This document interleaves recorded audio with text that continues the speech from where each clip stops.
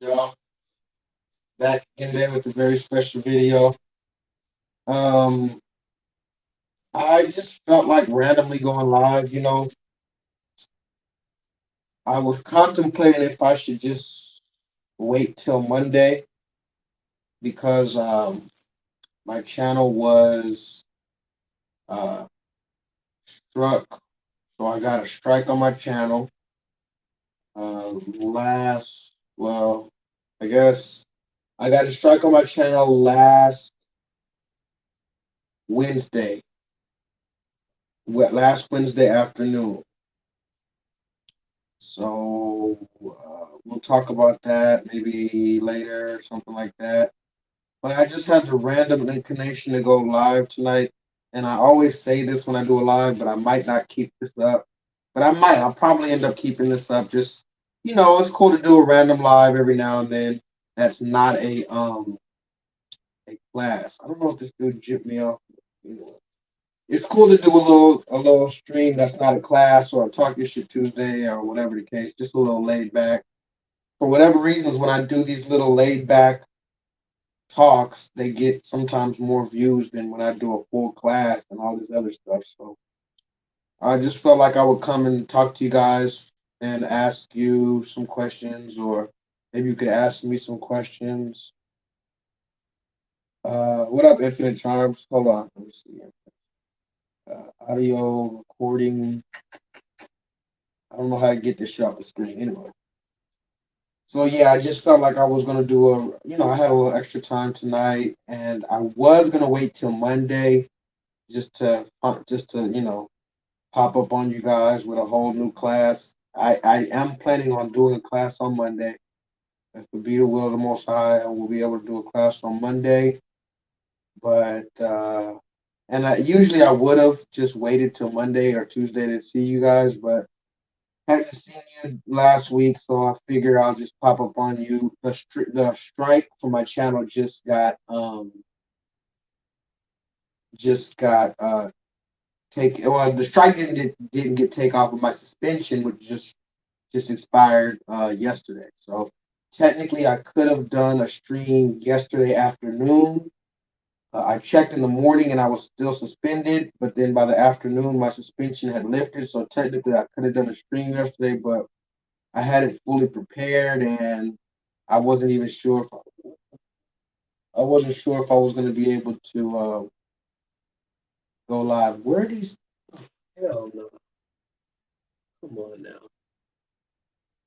Anyway, so I'm just gonna go do a little stream tonight. I might do a little reaction video to this other video. If I can do that, but I just really wanted to come to y'all, check in with y'all, see how you were. Um, and I wanted to also see if you. Oh wow, there's really ants in here. I must have left some fucking food in here or something, because there's some kind of little ants in this bitch. What the fuck? Oh wow, there's really ants in this fucking. Did I leave food in? There's no food in this bitch. Wow. Anyway, guys, it's a runaway lifestyle as usual. Runaway lifestyle. I want to ask you guys some questions. Maybe you guys can ask me some questions. Really, I want to get some topics for probably Monday or Tuesday. I pretty much have the class done for Monday, but maybe you guys could give me some topics that I have not covered yet, or that I have not covered since I've been gone. Any topics that you guys want me to talk about? Any questions? I don't know if you guys saw that the Hawaii wildfires. We might talk about that a little bit. What do you guys think about the Hawaii wildfires? Of course, that would have to be pure speculation because we don't know. What Oh, it's hold on 1 second, y'all. Hold on.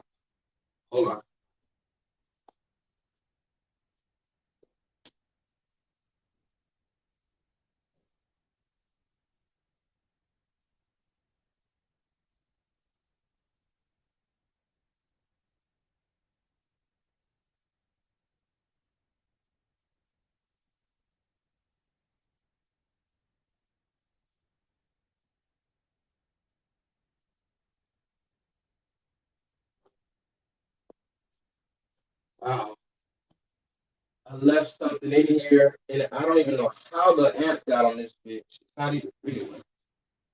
Also, YouTube. I know YouTube is gonna fuck with me. That's another frustrating thing, guys. YouTube is constantly fucking with me, man. Like, oh, fuck the strike, right? It's okay that YouTube gave me a strike. I'm okay with that. Even though the reason why I got a strike is because I showed the Alabama fight video, which is really crazy, isn't it? Isn't that crazy? Well, damn, I should have went on Instagram and told them I was gonna go live. Fuck it, whatever. I don't care. Isn't it crazy that I got a strike for showing a video that's already all over the internet? Isn't that wild? Now, fair enough. I did make the video pretty cool. I put some Chief Keef music behind the video, and I showed the Alabama fight video. But how do I get a strike for showing the Alabama fight video when it's all over the internet? Now, mind you, when I first uploaded it, before I even made the video public, they gave me a copyright notification for the Chief Keef song, but that's not a strike. That's not a takedown. They gave me a age restriction. That's not a copyright. That's not a takedown, right? So I was fine with that. I'm like, okay, you can give me the copyright because I don't monetize my channel anyway, so I'm not trying to get money from these videos. And you can give me an age restriction because most of the people who watch my channel anyway are already logged into the internet and they're logged into YouTube. You're not showing my videos to new people anyway, so it's not like if I got an age restriction on my video, it was going to impact how many people saw it really, because the only people who can see my videos are people who've been following me for a long time anyway. I mean, who've been following me. Um, so I got a strike for showing the Alabama fight video. And yes, I edited the video a little bit. I added some music to it, and I showed the different angles. I put all the angles together, and I showed the complete ass whooping. Can somebody put that in chat? Where is it? I showed and here's another problem. I'm so absent-minded. I won't say I'm absent-minded, but I have so much stuff going on in my head that I'm always losing stuff. Like I have so much stuff going on in my head that I'll have a bag of weed in my hand and then I'll lose it. Um, but yeah, how did I get a strike for showing the Alabama fight video? All I did was put the videos together. All I did was show you the angle of the boy jumping in the water, and then after he jumped in the water, then I showed you he body slammed a motherfucker. Then I showed you niggas was getting knocked out. So for some reason, I got a strike for that. And I'll talk about all this on Monday. That's why I'm just gonna come to y'all today and just have a cool little. Please don't tell me I left my fucking lighter. Please don't tell me I lost my lighter. See, this is the type of shit I'm talking about. Oh, God damn, dog. I just had my lighter, bro. Come on. Come on. Fuck.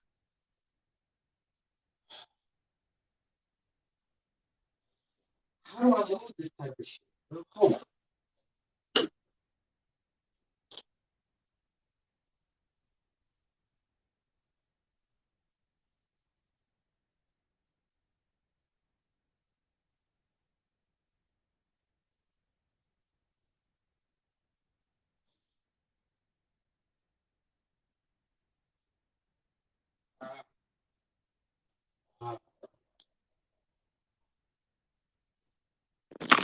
I lost my lighter again, guys.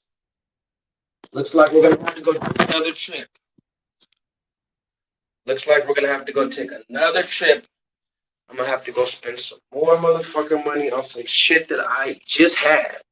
I just had this lighter. Just had it. This is the problem.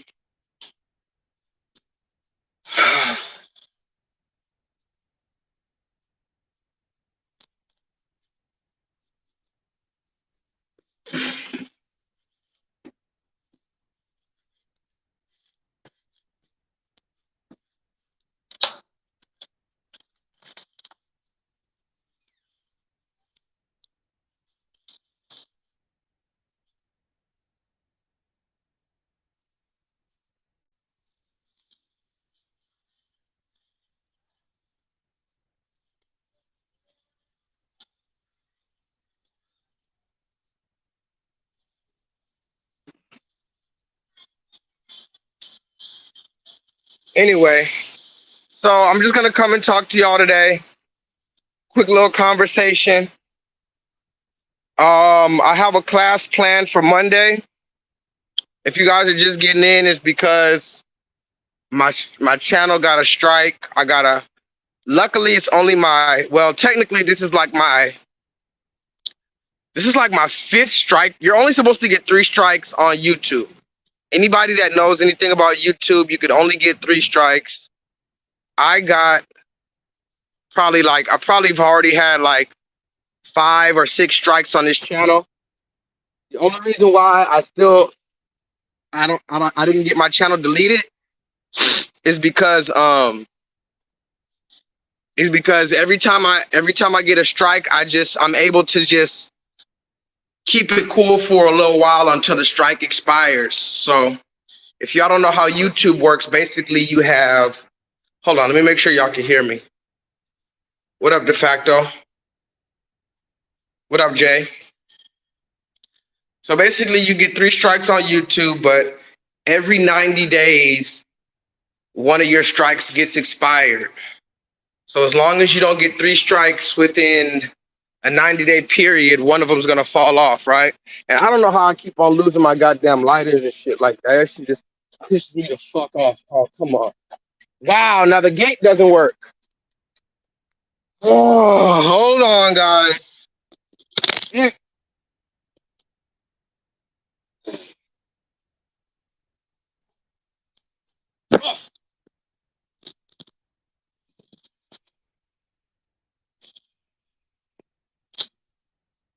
What up, Ravine? So anyway, I got a strike for showing the Alabama video, which doesn't make any sense because that video is already everywhere. So, but here's the thing about being, and yes, I'm gonna say it, black. And yes, I'm gonna say it, being a black man. There's nothing that you can't run to anybody. This is why I stopped, now I just give you the news that the news doesn't show. I don't even really complain anymore. I used to do these angry man rants and stuff. I don't even get angry no more like that. Because I had to realize all of this is designed this way. Can y'all hear me? All of this is designed in order for us to be like this. And here's another thing. Every time I go through some shit, people always tell me, damn, J-Lee, that's fucked up. That's fucked up. And I'm like, yeah, that's fucked up. And they're like, you should do something about that. You should tell somebody. You should go. Listen, I've been trying to get people to understand this since I was young. And my mom, God bless my mom, she used to always try to give me, and me and my mom have gone through a lot, but my mom did teach me how to stand up for myself a lot. But one of the things my mom used to try to teach me is to go to the Better Business Bureau or call the corporate number and all this other goofy shit. Listen, guys, as a black man, you are guilty until proven innocent. And it takes a whole lot to prove your fucking innocence. You understand that? You are guilty until proven innocent. And it takes a whole lot to prove your innocence. So you have to be perfect. So I got a channel strike. And yes, when they give you a strike on your channel, they give you a chance to what's called appeal it, which means, you can give them whatever documentation or whatever reasoning you feel like they should overturn the decision. They should not remove your channel. They should not give you a strike. You have a chance to leave a message for YouTube, right? But here's the problem. YouTube never tells you a phone number that you can call a human being at. YouTube never tells you who's in charge of these decisions. For all you know, it's just the same person or an AI robot, whatever the fuck, right? So I told YouTube, you know, hey, why would you delete my video and give me a strike if this video is all over the internet already? I don't understand. I said all the news stations, you put a 7 in the chat if you saw the news stations show the Alabama fight video. All the news stations reported and they showed the video. Hold on, I gotta buy a whole other fucking lighter. Let me read the comments. What up, Maximus? So yeah, that's pretty much what it is. I got that strike. And I told you before, everything in here is garbage. All the food in here is just nothing. There's no look at this. There's no healthy options in these corner stores. But so yeah, I got the strike, right? And it didn't bother me because I'm used to having strikes. Like I'm used to having at least one strike. I'm not comfortable unless I have at least one strike. So I went back down to 0 strikes. They gave me a strike, so I got suspended, which is good. I like to have at least one strike so I can be, on my toes. Now, I do have, like I said, a whole lot to talk to y'all about on Monday. I don't really want to show you the videos because I have a whole class planned for everybody. And I'm actually kind of glad that they gave me the strike this week. I was able to save a little bit of money and I was able to save some energy and I was able to put together a better class for y'all. So y'all gonna have fun on Monday. Put 3 sevens if you're gonna be there on Monday for the class because I do have a good class and I gotta have a good Target Shit Tuesday. I'm gonna get one. How you doing? Can I have this lighter right here? Hold on. 37. How much? 237.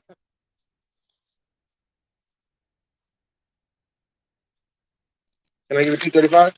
Thank you.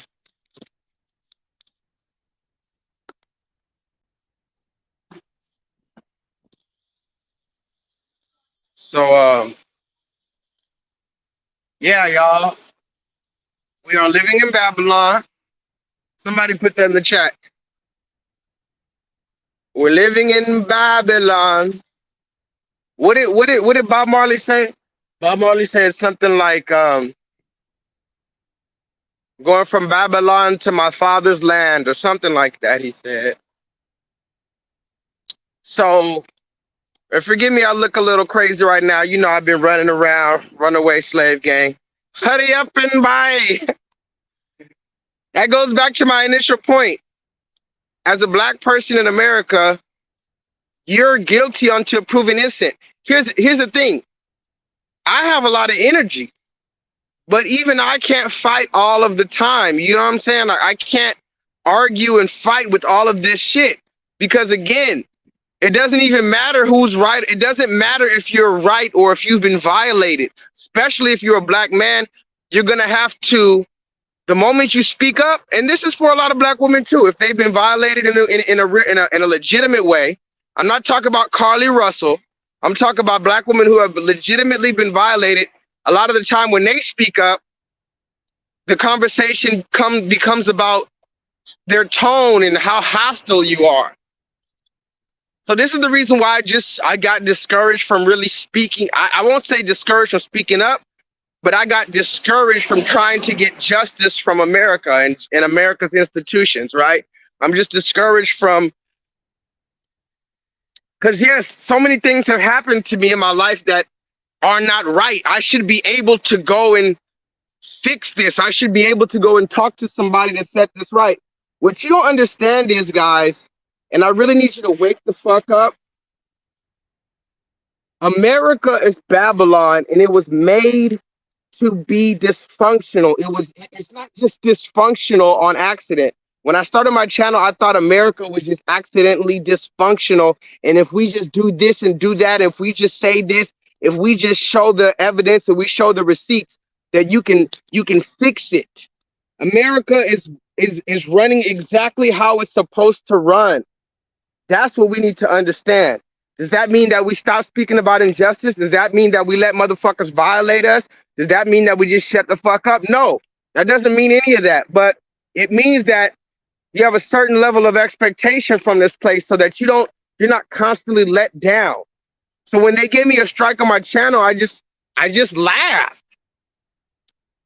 I wasn't even bothered when they gave me the strike on my channel. Like I said, it was the first strike. So me and YouTube have a love-hate relationship.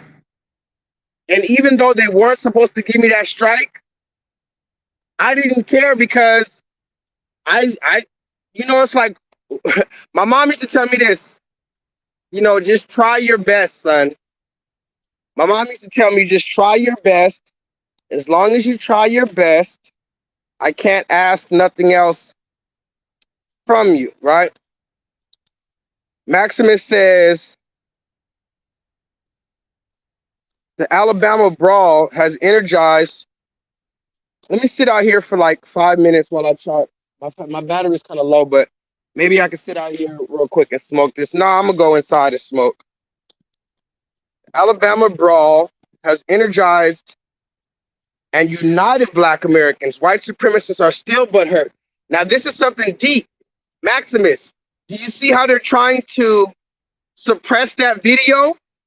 It's almost like if we don't keep that video alive, if we don't talk about that Alabama shit, that shit will go away forever. People will never remember that. Hold on. Let me jump this fence real quick because this fence is broke. Hold on. Remember, guys, you should always be able to do 30 push-ups. 30 push-ups. You hear me? Always be able to do 30 push-ups. Look.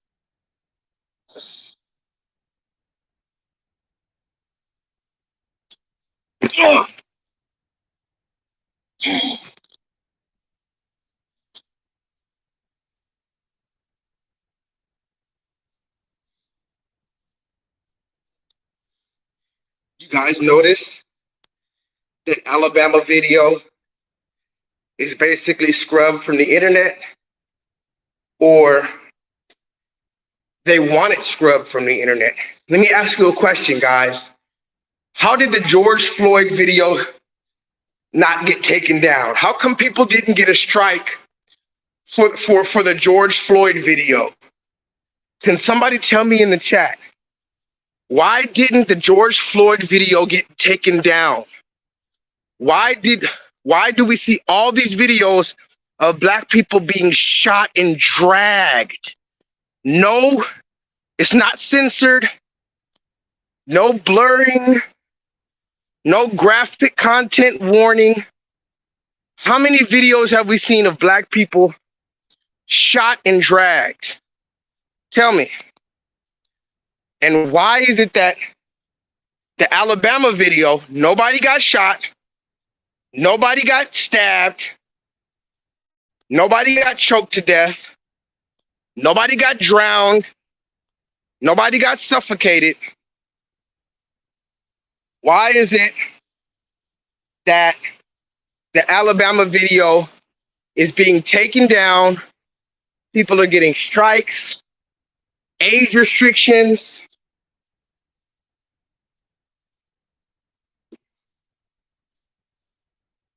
Can somebody tell me?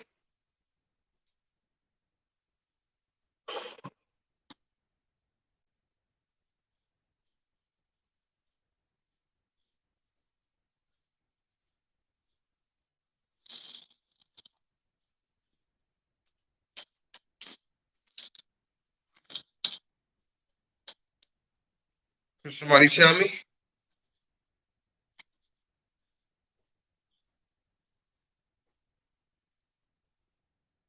Let me read you this real quick. Since we're talking about the Alabama brawl, I have a whole lot of videos to show you guys, but I don't want to spoil the class for Monday. I'm gonna go to work tomorrow, and I'm gonna go to work on Saturday all day, and I'm gonna go to work on Sunday all day.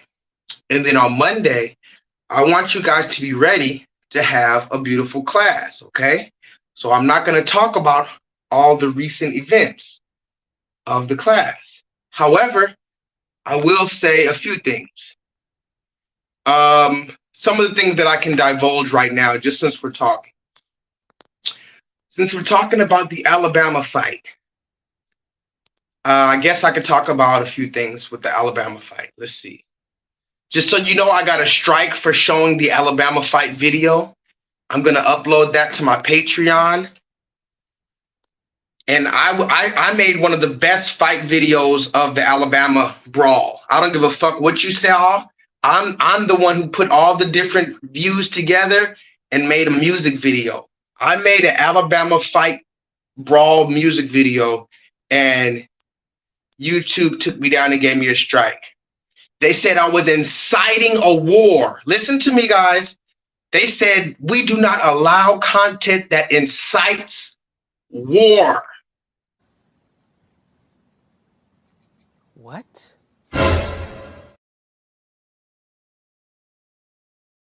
They said I was inciting warfare. But hold on, let me see if okay. Let's read this real quick. Let's read this. This is about the Alabama. Hold on, I don't know why there's a bunch of ants in this motherfucker. I must have left some food out. I saw this about the Alabama fight video, and I said, it sounds pretty dumb, but whatever. Let's just read it. So this person said here, the reason why I don't celebrate the Alabama fight, although I'm not mad at you if you celebrate it. This person, and all of these things might be very true. So let's read it. Number one, the number one reason why this person is not celebrating the Alabama fight video. Black men are the number one victims of gun violence at the hands of black men. Now let's stop right there. Let's stop right there. You're a stupid dumbass. Dumbass.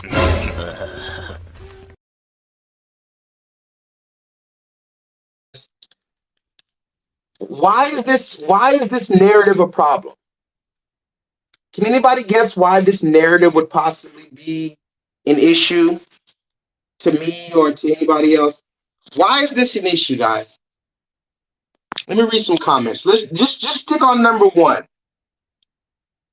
Let's just think about number one. He says the number one reason he doesn't celebrate is because black men are the number one victims of gun violence at the hand of black men. Okay, let's just continue reading, right? Because I can tackle that right now, but let's just continue. Number two, black women are the number one victims of domestic violence at the hands of black men. Wait. Bitch, you better be joking. Are you starting to see the problem here? Are you starting to see the problem here, de facto? By the way, Dr. Umar came out and said a similar thing. Shout out to Dr. Umar, but he said we shouldn't be celebrated because this and that and this and that. All right, man, I get it. See, that's the thing. That's what people be saying, that niggas are too woke. When you're too woke to even celebrate, that's kind of a problem, right? But let me read number three. So first of all, these are the reasons why this person says we shouldn't necessarily be celebrating this Alabama incident. Number one, black men are the number one victims of gun violence at the hands of other black men. Okay. Number two, black women are the number one victims of domestic violence at the hands of black men. So far, the reason why we shouldn't celebrate the Alabama incidents is because black men are just causing havoc in the community, right? So far, black men are kicking women's ass and killing each other. Okay. Number three, broken homes is at an all-time high in the community. So who are they blaming for these broken homes? When the average person talks about broken homes, and we can talk about this on another day, maybe on Monday, with what's that dude's name? Larry Elder. I saw a video with this dude named Larry Elder, and he's talking about, he said the same thing that Candace, oh, basically, it's the good old Candace Owens routine. You remember. Put 3 sevens in the chat if you remember the good old Candace Owens. I said that in my opening, and I will say it again. You know that white supremacy and white nationalism is nowhere near, ranks nowhere near the top of the issues that are facing Black America. You know that white supremacy and white nationalism is nowhere near, ranks nowhere near the top of the issues that are facing Black America. Number one, father absence. Number two, the education system and the illiteracy rate. Illegal immigration ranks high, abortion ranks high, white supremacy and white nationalism, if I had to make a list again of 100 things, would not be on it. I said that in my opening, and I will say it again. You know that white supremacy and white nationalism is nowhere near, ranks nowhere near the top of the issues that are facing Black America. White supremacy and white nationalism, if I had to make a list again of 100 things, would not be on it. The things that I said today that are actually harming Black America. White supremacy and white nationalism, if I had to make a list again of 100 things, would not be on it.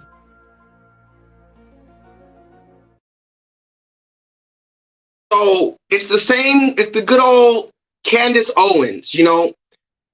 If and I'll show you the video of the dude named Larry Elder, another black guy, allegedly black. These niggas must be from Get Out.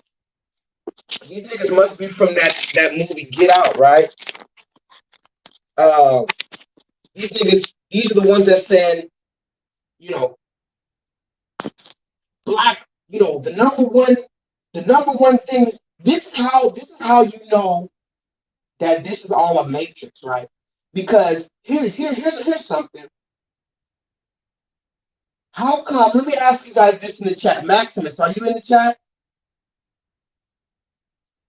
Why? And this is another reason why YouTube will not allow me to get a lot of people in my chat. Let me ask you guys a question.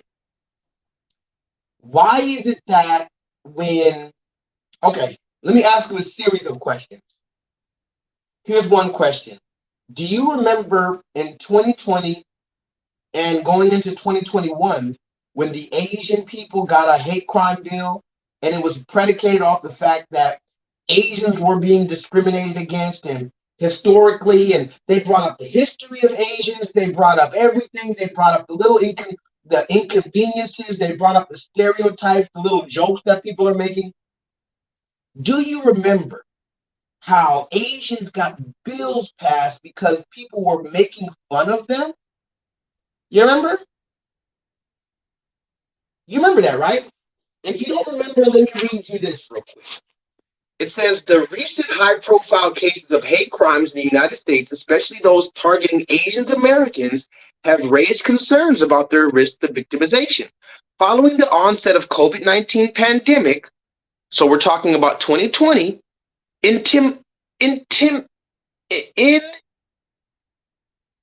wait, what is that? Intimations? Am I reading that right, guys? Intimations? What the hell is intimations? I've never heard that word before. Am I reading that right? I know that doesn't say intimidation. No. It says the recent high-profile case of hate crimes in the U.S., especially those targeting Asian Americans, have raised concerns about the risk of victimization. Following the onset of the COVID-19 pandemic, intimations? I've never heard that word before. And even accusations. What are intimations, guys? Intimations and even accusations that the novel coronavirus is an Asian or Chinese virus has been linked to anti-Asian American hate crime, potentially leaving members of this group not only fearful of being victimized, but also at a risk for victimization. According to the Stop Asian and American Pacific Islander Hate Crime Center, nearly 1,900 hate crimes against Asian Americans reported by victims. Around 69 or 70%, that's 7 out of 10 cases, were related to verbal harassment. Jay, can you put that in the chat?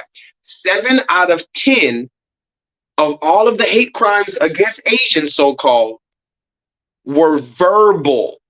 Nobody threw an egg at their face. Nobody, told them to, put their head in a bucket of rice. Nobody, stuffed sushi down their fucking throat.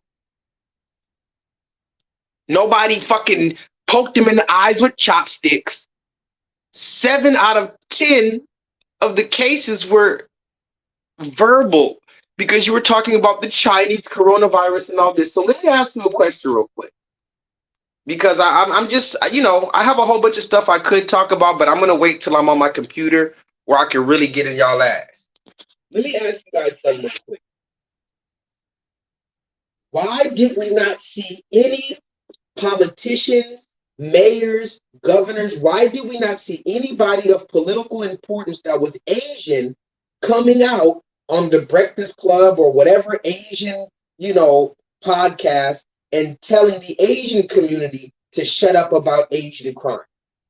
I'm gonna just let that marinate. Why didn't we see any political figures of notable value in the Asian community come out and argue with other Asians in the public about, you Asians need to get over it. We've been doing good. America's get over it.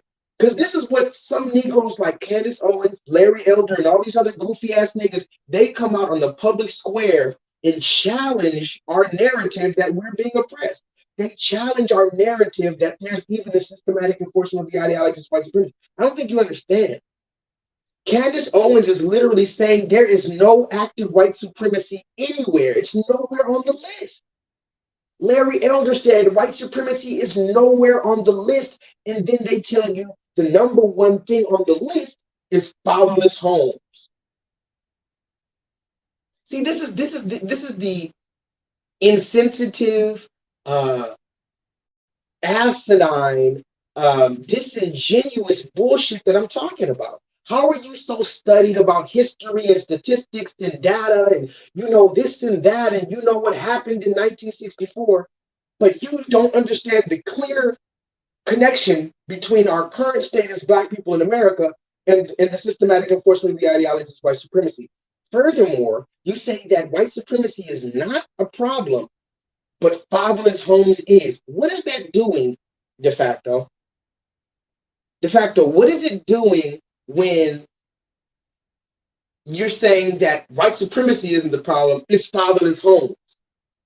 Who is the average person going to point their finger at when they hear that?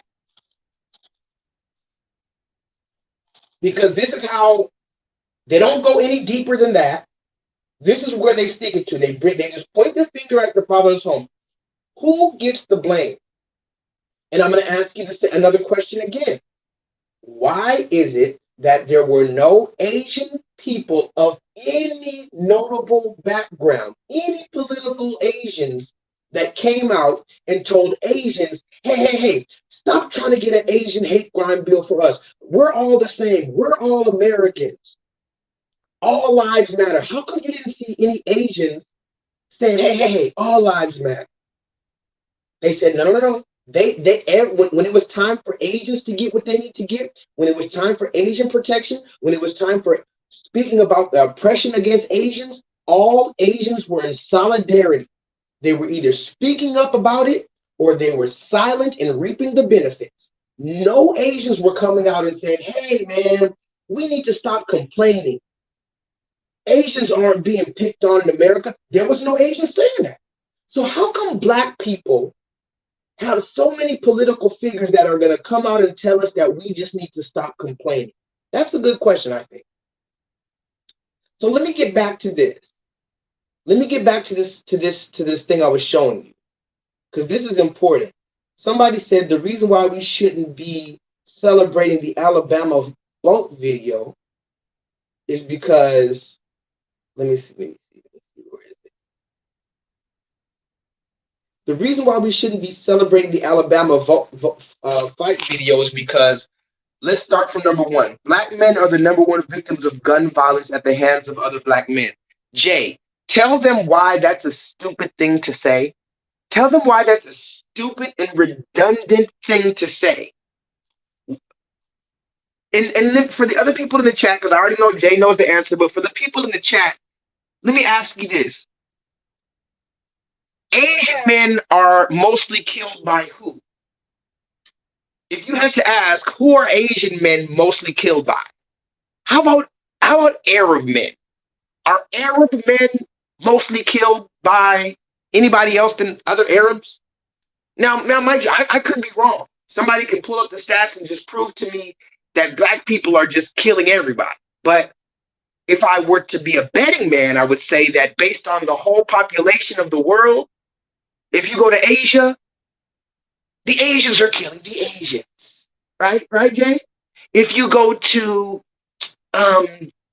Saudi Arabia, the Arabians are killing the Arabians. So isn't it redundant and stupid to say that black men are the number one victims of gun violence? Can't we replace that sentence with any other race and it would still be true? Can't we say that white men are the number one victims of gun violence at the hands of other white men? I mean, can't we say that about every race? The same thing with number two. Can't we say that Latino women are the number one victims of domestic violence at the hands of Latino men? Can't we say that?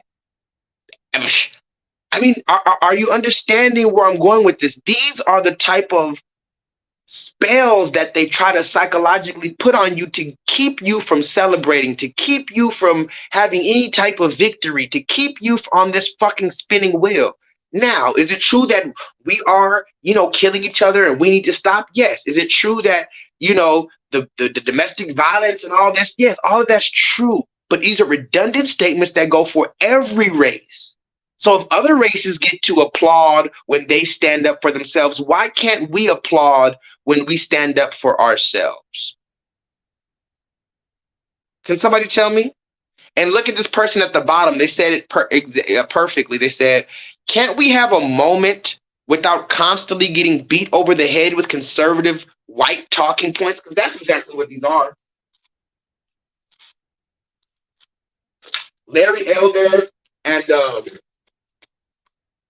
whoever else, these are conservative white talking points. Can't we go one day without hearing these? We get it. Black people commit all the crimes. There are no black fathers. And we're the reason why white people suffer. We get it. But can't we just have one fucking thing to celebrate? So that's just my perspective on the whole Alabama thing. I also find it funny. I heard that they're taking that video all down from TikTok and Twitter. Think about this. I heard Twitter, by the way, they changed the name from Twitter to X, which is stupid as fuck, but whatever.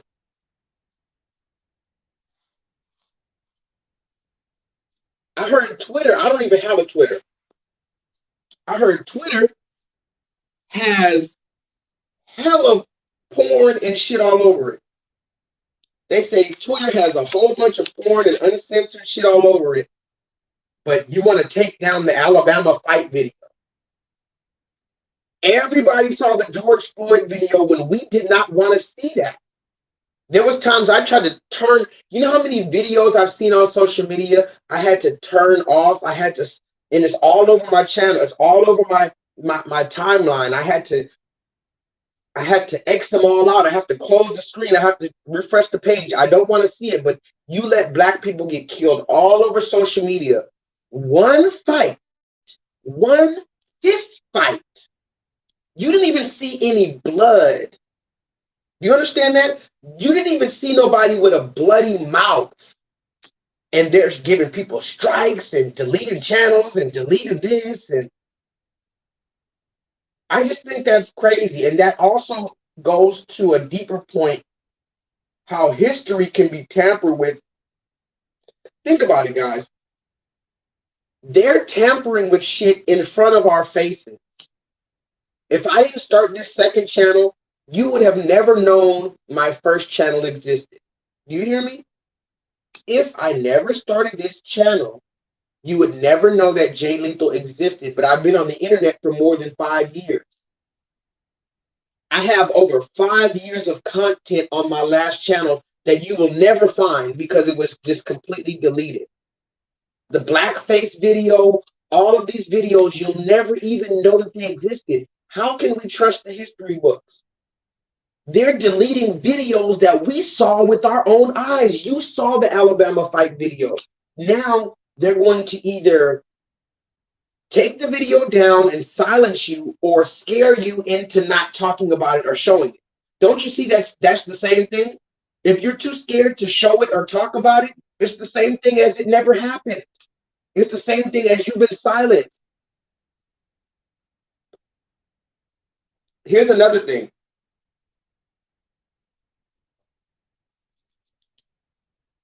This weed in Houston sucks.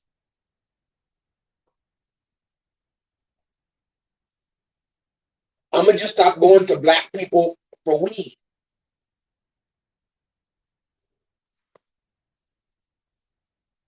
How are black people the number one? Okay, let me ask you this. Who's the number one race of people in jail for weed possession? Who's the number one race of people in jail for weed possession and weed distribution? I'm talking 15 years old, 16 years old, 19 years old, going to jail for dime bags, going to jail for a nickel bag, going to jail for an ounce, going to jail for a pound. What race?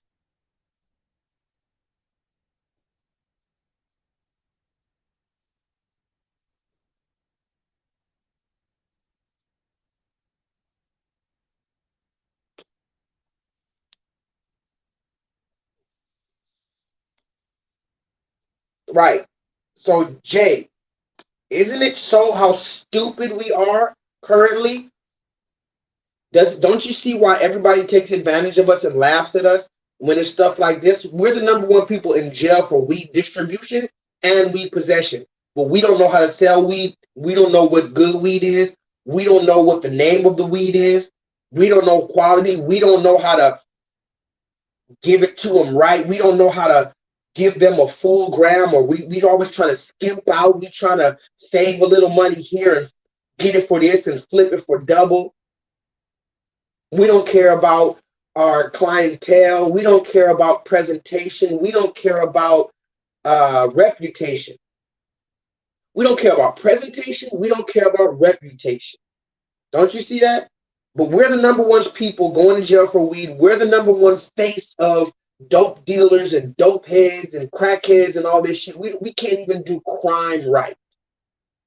So I didn't even come here to have a whole, go in like that. I just wanted to, just talk to you guys. Also, I almost beat up some Mormons today. Somebody put that in the chat. What up, Mark Sanchez? Mark Sanchez says, have I been in my Bible lately? That's a good question. And the answer is no, I have not. The answer is there's only 24 hours in a day, and I always feel like I'm running around, and I keep telling myself I need to read more, and I just read a little bit here and I read a little bit there, but it's never enough. And I feel like there's not enough time in the day to really dedicate to the Bible, but I know that's the only thing that's going to save me. That's the only thing that's going to give me the answers.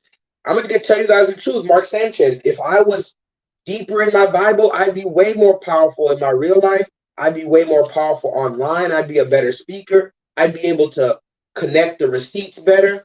I'm the receipt king right now, but if I was really, really, really into the scriptures, like if I really knew the scriptures like the back of my hand, I would be so powerful, bro.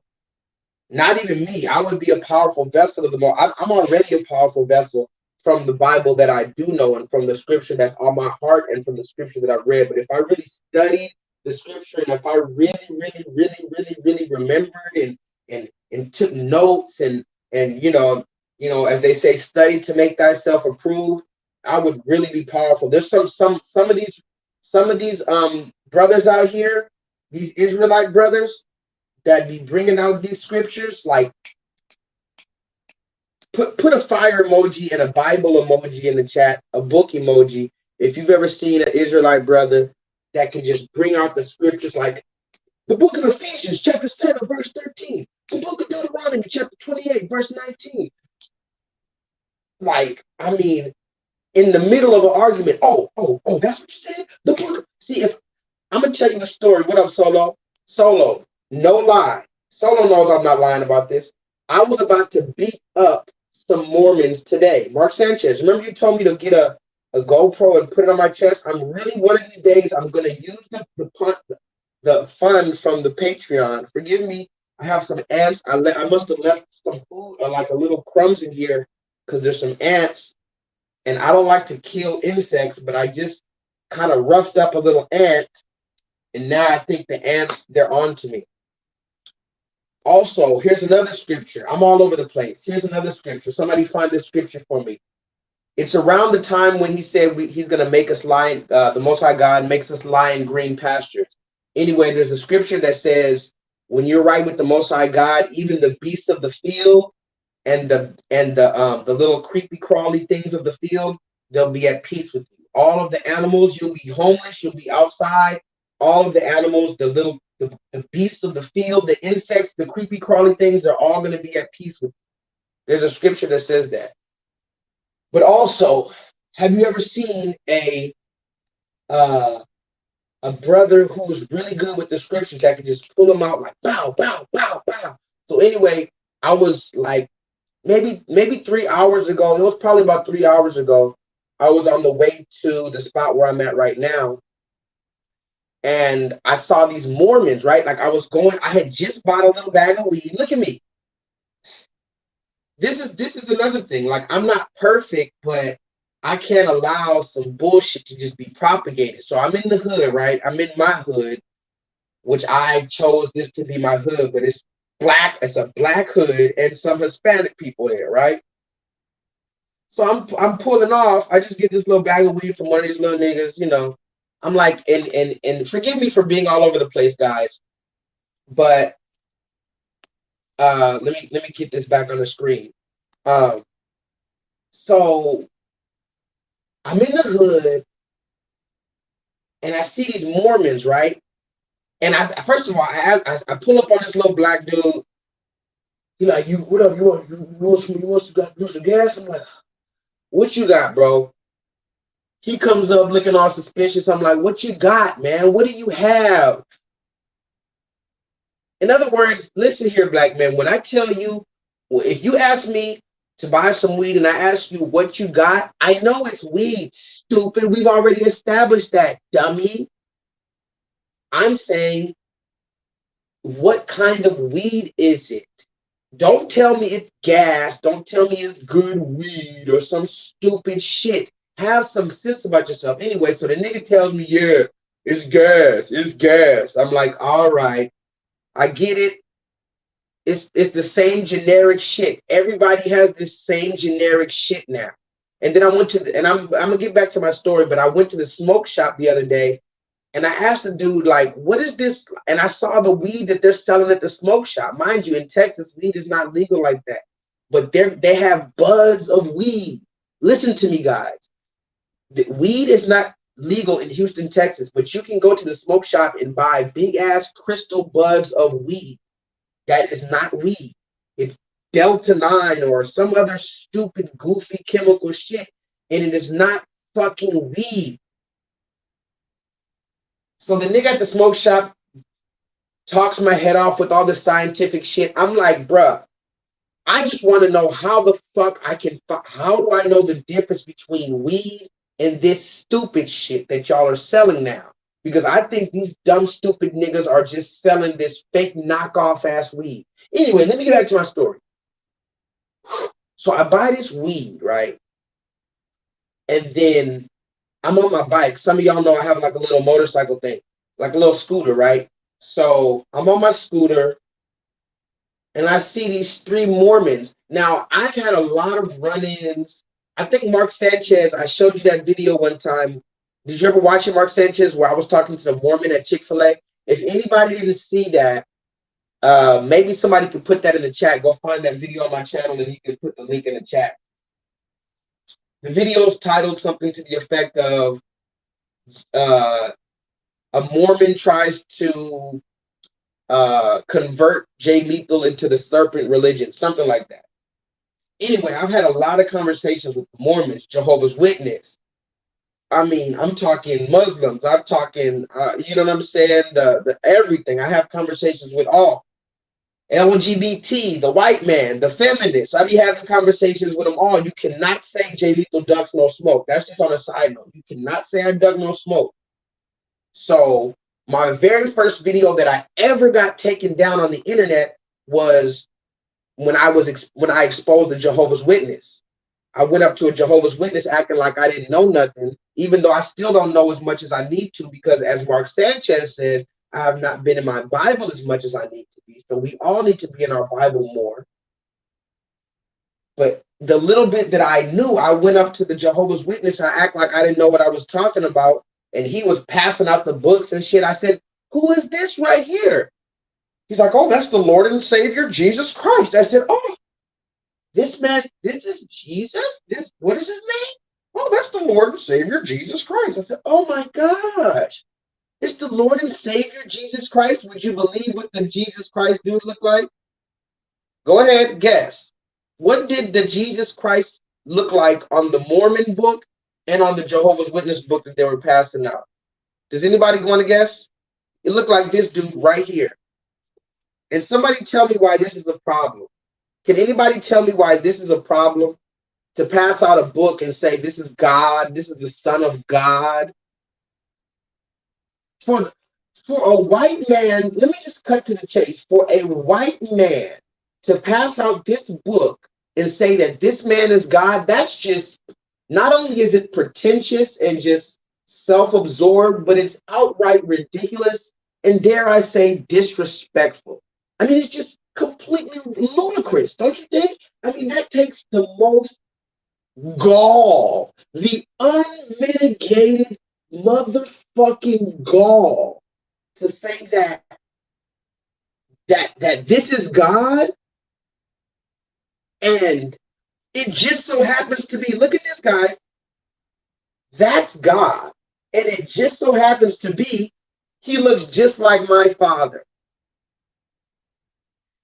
God looks like your father. And look, they got all the little Negroes gathered around. Every other nation, they got a redhead bitch in there. They got a ginger bitch. They got a bitch from Czechoslovakia. Look at this woman from Japanese. They got a Native American. They got Pocahontas in this bitch. They got African right next to the nigga. He must be, oh yes, the white Jesus. The blood diamond. The blood diamond. What up, KJ? Mind you guys, I'm just talking my shit today. I'm not even talking shit Tuesday. And I was going to wait till Monday to do a class. And I am still going to do a class on Monday if it be the will of the Most High God. I have a lot of stuff to talk about. As a matter of fact, I could just start talking about it right now, but I'm not going to do that. I'm going to wait for Monday. Today, I just wanted to talk to you guys real quick, because this is an important story. So anyway, let me get back to my story. So I see these dudes in the hood, right? These are Mormons. You had two clearly white guys. And if you don't know what a Mormon looks like, you just got to keep your eyes open for them. If they be all over America, they ride around with these white shirts with you know what I'm talking about. They got a white shirt, short sleeve dress shirt, a short sleeve white dress shirt. They have a little name tag, dress slacks, some dress shoes, and they ride around on bicycles. Either they're walking or they're riding around on bicycles. They got a goofy ass helmet on. You a grown ass man riding a bicycle with a helmet, my nigga.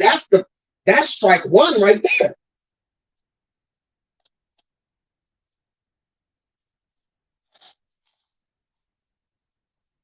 What grown man you know rides a bicycle?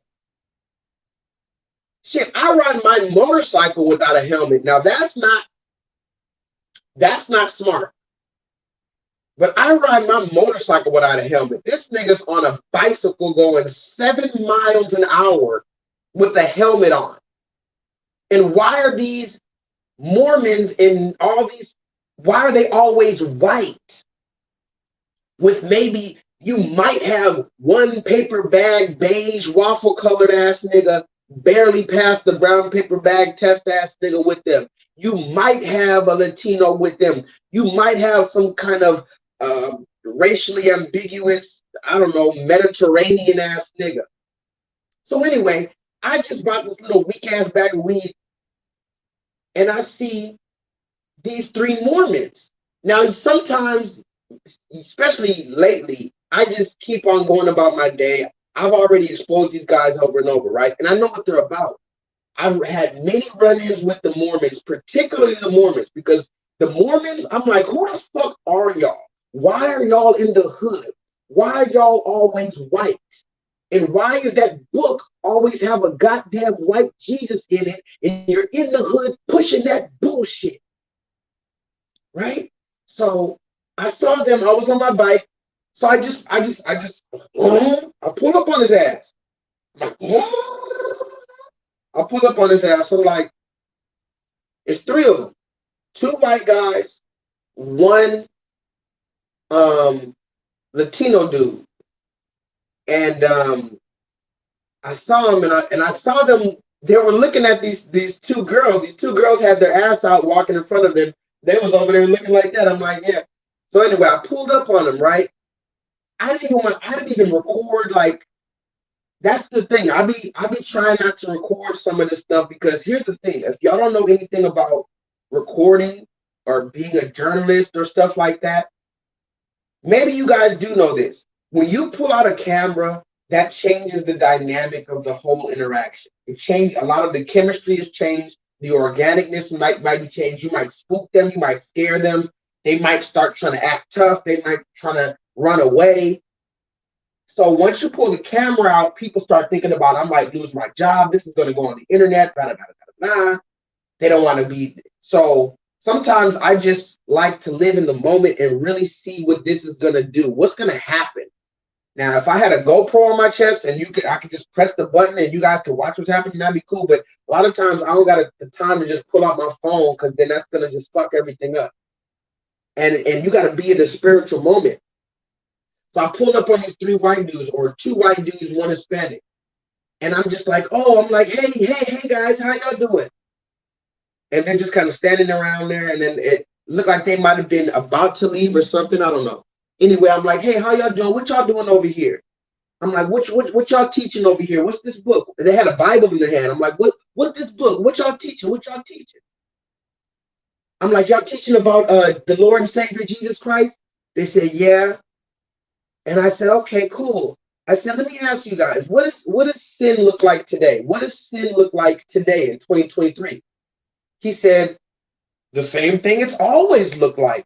I said, so what does sin look like? Give me a sin. Tell me a sin in 2023. I said, how about homosexuality? Is homosexuality a sin? Listen to what this motherfucker said.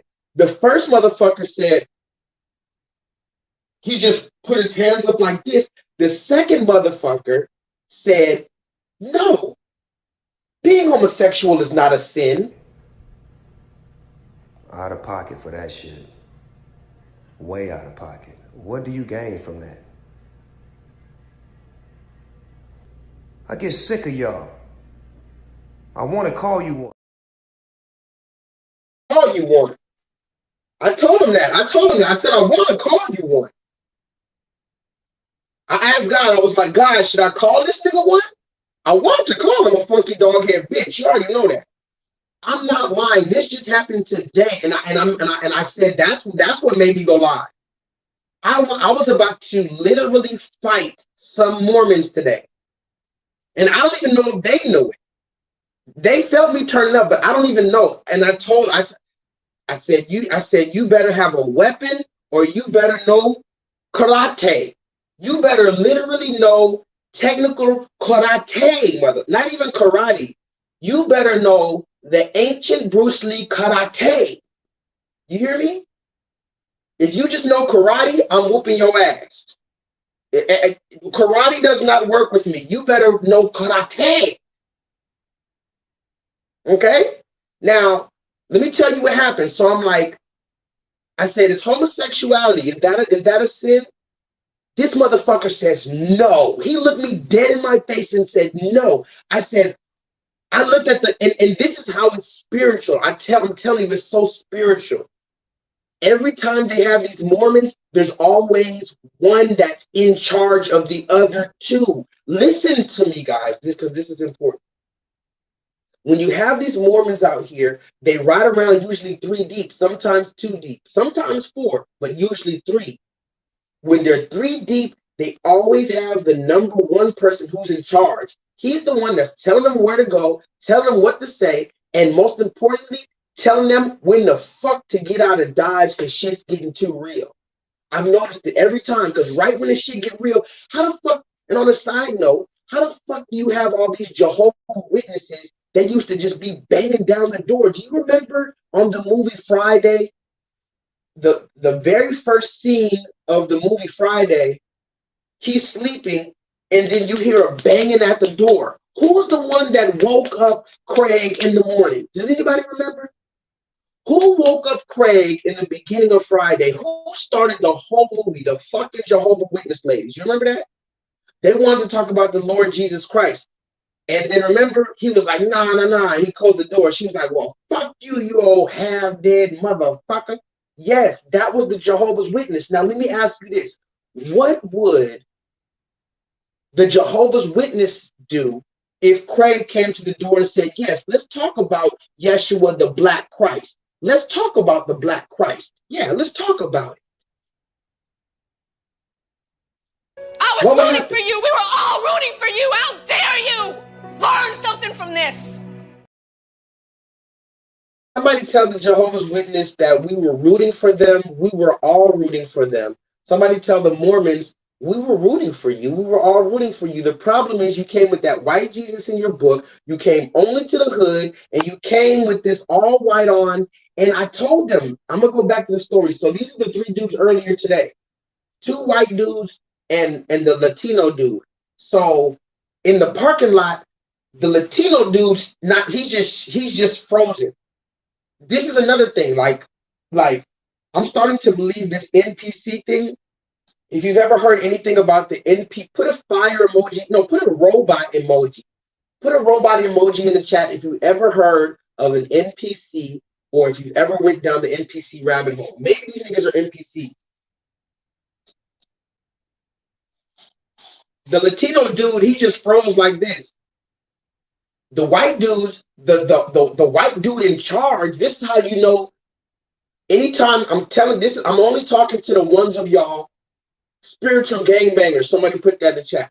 I'm only talking to the spiritual gangbangers right now, because a lot of you niggas are not spiritual gangbangers, and you would not bang on a nigga. You would not spiritually gangbang on a nigga. But then again, I'm from Los Angeles, California, so it's kind of in my blood. But you know, when you're from LA, especially in the 90s and stuff, if you're wearing red in a Crip neighborhood, they're gonna come up to you like, "What up, cuz? What up, cuz? Why you wearing all that dead? Why you wearing all that dead? What, you a slob ass nigga?" And then you're gonna be like, "Nah, cuz I'm da. So whoop, da do. I'm from yabba dabba do." So I'm kind of like that. I pull up on them like, "What are you teaching in that Bible?" And then I asked them, "What is the sin? What is the sin?" I said, "Is homosexuality a sin?" They both, the one who was in charge, this is how you know. The one who was in charge, he backed up. He immediately backed up, and he was about to haul ass immediately. This is what I'm trying to tell you guys. Why do you think the Bible says that the demons that were living in that legion man, when they saw the Christ, what did they do? They basically said, "Spare me. Spare me." Why would demons ask Christ to spare them? He wasn't even like whooping ass yet like that. He hadn't even been on the cross yet. They saw him from afar. They said, "Oh, that's the Christ right there. Spare me, spare me." They know who the fuck you are. So immediately I said, "Is homosexuality a sin?" The one dude backed up. He put his hands up. The other white dude, who was second in charge, I believe he at least had some humanity, if there is any left. He was like, no, homosexuality is not a sin. He was just, I don't even know his problem, but he was genuinely trying to have dialogue. And I looked at him, my mouth dropped. You hear me? This happened today. My mouth dropped. I said, oh.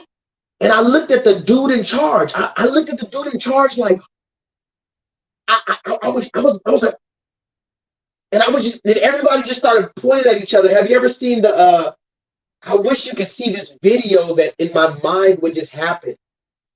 But like, have you ever seen the Spider-Man meme where all the Spider-Mans are pointing at each other?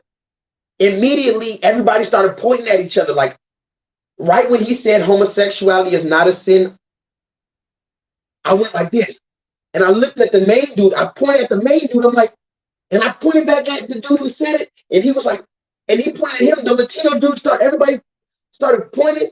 And then I said, I finally regained my senses. I said, so wait. I said, sir, are you telling me? And then this because you know how I am. I'm a lawyer. So then I said, sir, this is very important. So are you telling me that the Bible does not say that homosexuality is an abomination? I specifically said that. I said, sir, yes or no, true or false, does the Bible say that laying with another man is an abomination? Does the Bible say that, yes or no?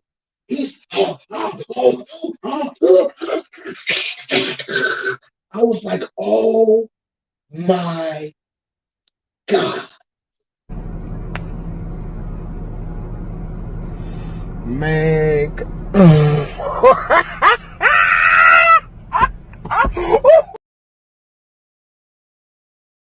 Guys, let me read some comments real quick.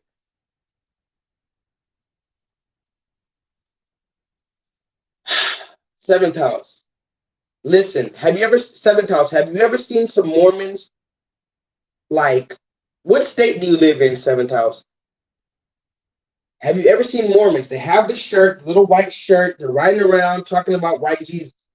I was about to beat them up because then what happened is later I saw them walking to the neighborhood and I was about to leave them alone, but then I pulled up on them again. And I said, listen, guys, I don't want to start a problem, but I need you to tell me who's your leader, who's in charge of you guys. Who's the one that told you guys to come to this neighborhood and push this bullshit? Because I said, you know what you're doing is bullshit. And that's what we're going to get into on the next, on the class. We're going to talk about Devon Franklin, this black pastor who's talking about Eve was created and she was holy, but Adam was the one that was broken and all this other stupid shit. See, I'm not God, right? And I'm not the one to decide which sin is right or wrong and better or worse.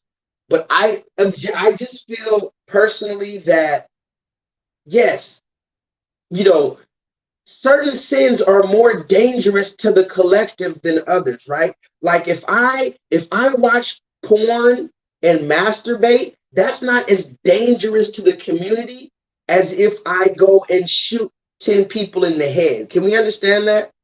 So there's some sins that can actually affect the community at large. That's when other people got to step in. That's when it's not just between you and God anymore. Because now that you're propagating, because what happens is you're doing it on two levels. You're doing it on a spiritual and a carnal, and you're propagating mass bullshit.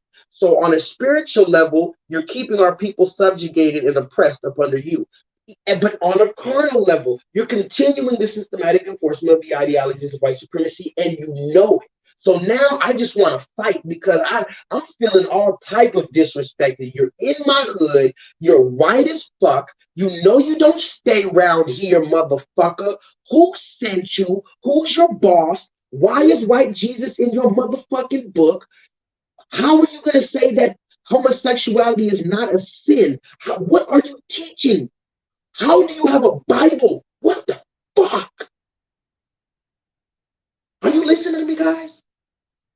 How do you have a Bible in my hood and you're teaching that homosexuality is not a sin? There's nothing wrong with that. What the fuck? This is worse than what's happening in the public schools, guys. This is worse than your public school teacher. Why?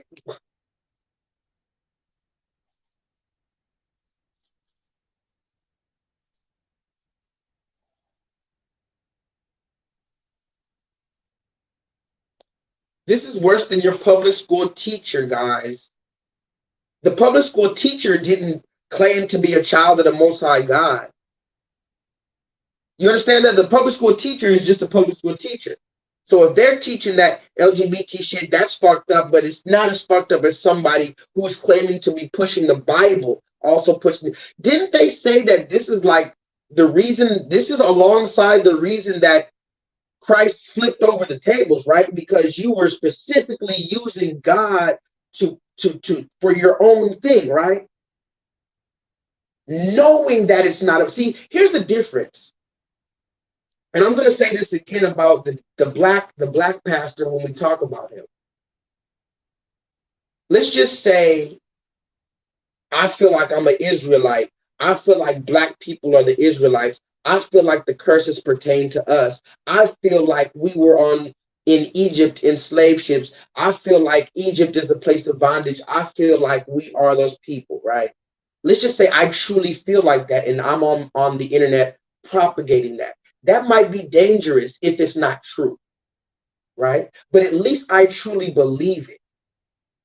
It's another thing if I'm propagating a message from the Bible that I know is not what the Bible says. I know that I'm using this for the opposite reason for what it was intended, but I'm still doing it. That's different, guys.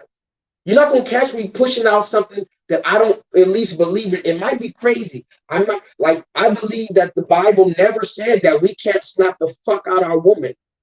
Maybe you can show me the scripture that says we can't slap the fuck out of her if she's out of line. Righteously. How about this? Show me the scripture that says that Adam would have been kicked out the garden for slapping Eve for biting the apple. See, you can't do these type of things. So, but let me get back to it. So I was talking to the Mormons, and I got more and more agitated because their spirit became more and more obvious, especially the number one Mormon dude. He was like 25, 26, white dude. And the more he saw who I was, the more he started snickering, and he literally tried to, and then this let me not forget this part. So there was 2 white guys and 1 Latino guy, right? And they're pushing this bullshit. And again, I'm asking you guys, I'm gonna ask you guys in the chat, what are they telling these people in our communities? If they're walking around with the Bible with white Jesus in it, but when you ask them anything from the Bible, they just give you a generic answer. And if you ask them anything specific, like what is a sin? Is homosexuality a sin? They tell you an outright lie like no. So what are you telling our ignorant people, our lost sheep of Israel? What are you telling them? So let's just say one of our people never heard about the word of God, and they trust you enough to teach them the word of God, and you're intentionally bastardizing the word of God. Who's going to stand up for that, guys? Who stands up for the word of God? And I told them, I'm not perfect. Listen, I'm going to tell you guys the truth. I went to the strip club the other day. Why? I don't know. Shit. I wanted to see some booties. I went to the strip club just to see, like, damn, what's going on in here? I just happened to, and I'm telling you guys for the first time, because I don't ever want to seem like I'm above y'all, like I'm not dealing with my own shit, right? I've told you about my porn addiction in the past and all these type of stuff.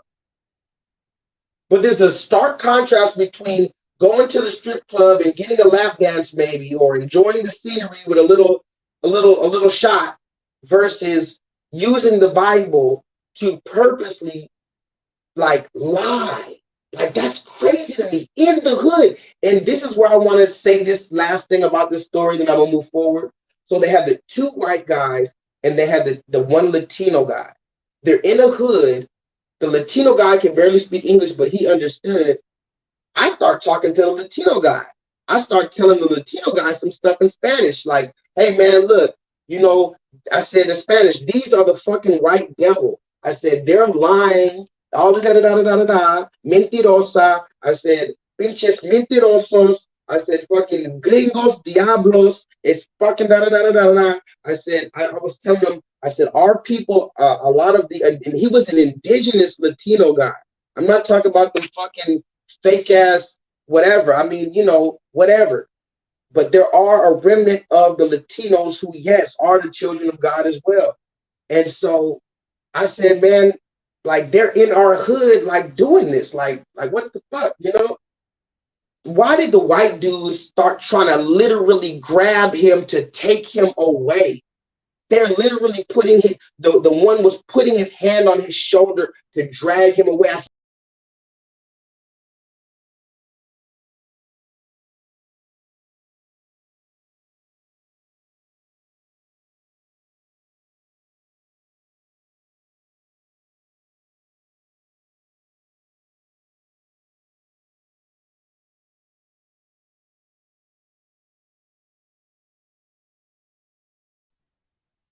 Can y'all hear me? Did my I don't know where my story cut off, but I told the Latino dude in Spanish, like, don't let these guys drag you around. And then I told the white dudes in English, like, I just told the white dude straight up. I said, first of all, I told the one dude straight to his face. I said, you are an arrogant. I said, you're an arrogant one. I said, and you're lucky it's not the time for us to get on you yet. I said, you know exactly what I'm talking about. I said, you're using that Bible and for dangerous reasons. You're causing witchcraft in our people. I was just going off on his ass. And I told him, I said, and you have some arrogance to be in a black neighborhood lying to our motherfucking people with our motherfucking book. That is our book. You're lying to our people in our neighborhood. I said, you have the audacity to be safe in this motherfucker. I said, you literally feel safe. I said, that's insane to me that black people, I said, do you know how many black people in this neighborhood and Latino people in this neighborhood kill each other? But you're walking around smiling and feeling like you're safe wearing a fucking all white shirt. At nighttime, you think you're safe? And that's another thing that I fuck that. I just want to talk to the black man real quick. Why does this shit keep going off like that? Let me talk to the black man real quick. Why does the white man feel so comfortable in the hood at night? Solo, you remember that one movie? What was that one movie, Solo? Menace to Society. Does anybody remember in the movie Menace to Society when the red man came and he wanted the black man to steal a car for him, and he had a specific car that he needed stolen, so he had to go to Pookie and Ray in the hood. What did the white man do? He went at 3 p.m. when it was the brightest. And what did he say? He said he's scared. He said, what, you scared to come around this motherfucker at nighttime? Yeah, he was scared to come around here at about 9:30, 10:30, 11:30. Why is the red man today not scared to be in the hood preaching a fucking anti-gospel to our people using our book? Because not only are we lost, not only do we not have knowledge, but we're scared of the red man and we revere the red man. Listen to me, guys. Oh, shit.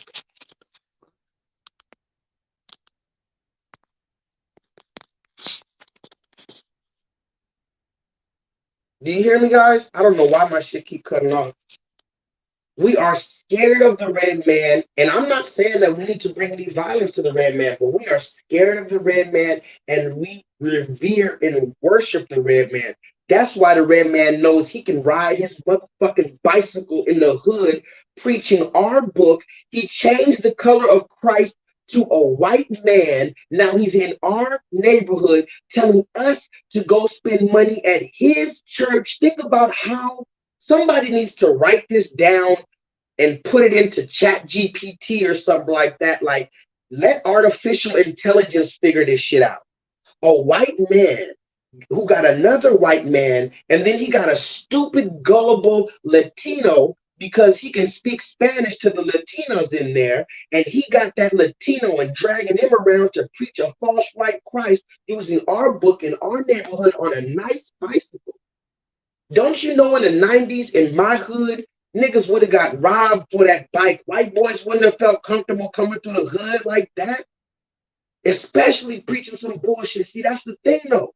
Like I said, you're willing to gangbang on your own brother in the same neighborhood for not having the same color on as you or whatever stupid shit. But you're going to let the red man ride right on past you with that white Jesus in his Bible and preach it to your grandmother and preach it to all your neighbors. And you're going to look past it like you didn't even see him. You probably going to open the door for him and tell him, oh, how are you doing today, sir? You niggas are going to change your vocabulary. And so, yes, I had a strong urge to, and they're lucky. Here's another thing.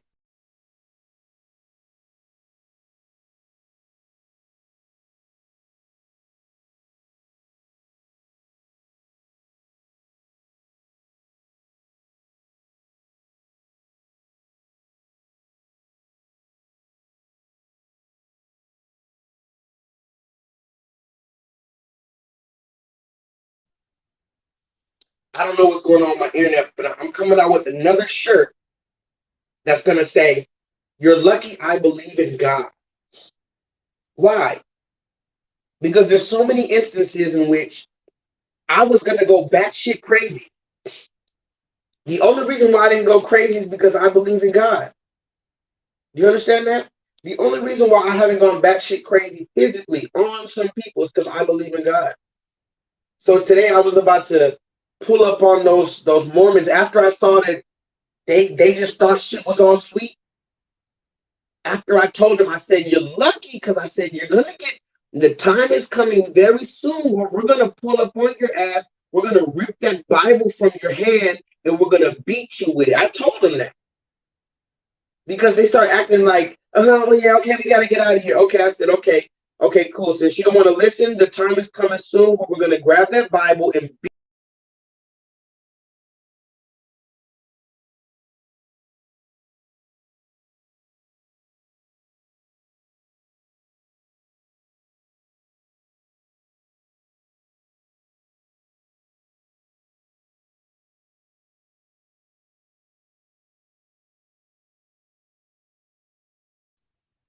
Can y'all hear me? Does my shit keep cutting off? Can y'all hear me right now?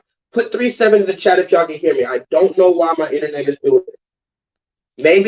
Maybe they just want me to change the subject. YouTube, if you want me to change the subject, just let me know. Put 3-7 in the chat if you at least heard my story. So that was my story. And the moral of the story is you have to be patient. We have to be patient. We have to be long suffering. We have to allow God to have the vengeance. Because let's just be honest. This isn't our fight. Don't you understand that? Now I'm gonna tell you what I wanted to do. After I let them walk off, but I had a intrusive thought. I went looking for them. After that, I looked for them like the police. I went rolling around like the police looking for these motherfuckers after I let them go. Because like 10 minutes later, I said, no, fuck that. You know how I be. You know how 10 minutes later, you're like, fuck that. Fuck that. So 10 minutes later passed. It wasn't even 10 minutes. It was like 5 minutes later. I was like, man, you know what? I'm going to go pull up on their ass and see what they doing. Are they still?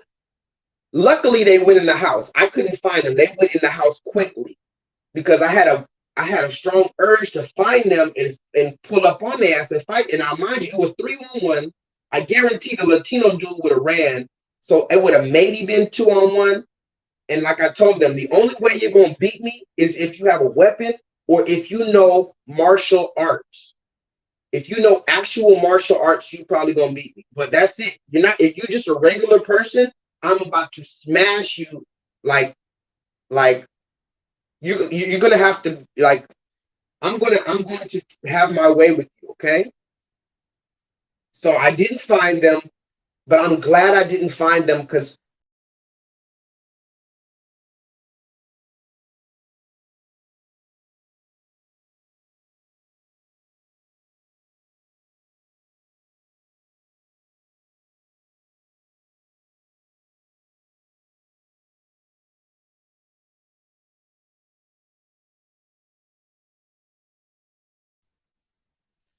Hey, they keep on fucking with my internet. I don't know what's up with my internet. I'm about to.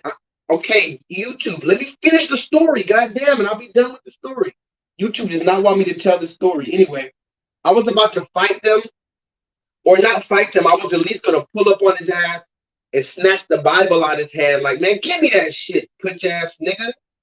I was going, cause you know. Now, put this in the chat. Have you ever seen the videos in YouTube? If you keep on cutting my internet, I'm just gonna keep on coming back. Okay, stop playing with me. You already gave me a strike.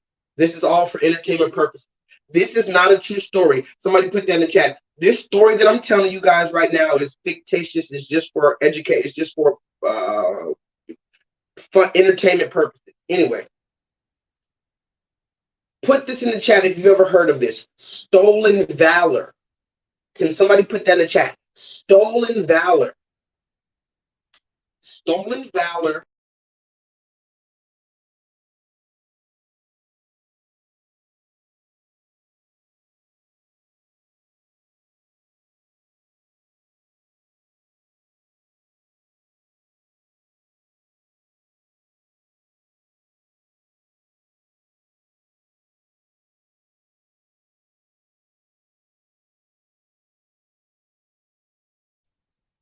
I don't know what's up with this internet.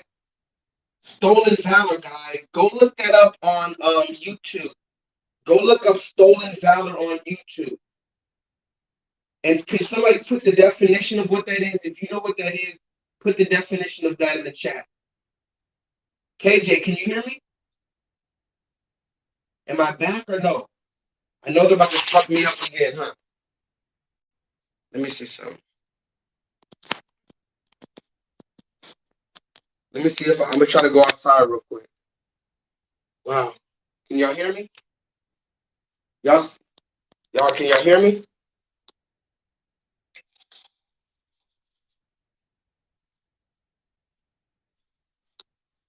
Can y'all hear me?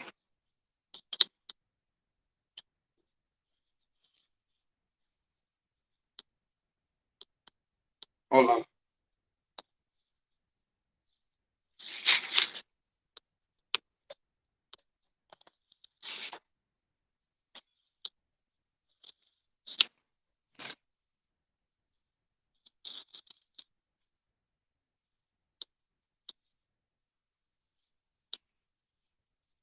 Can y'all hear me? 7 in the chat if y'all can hear me.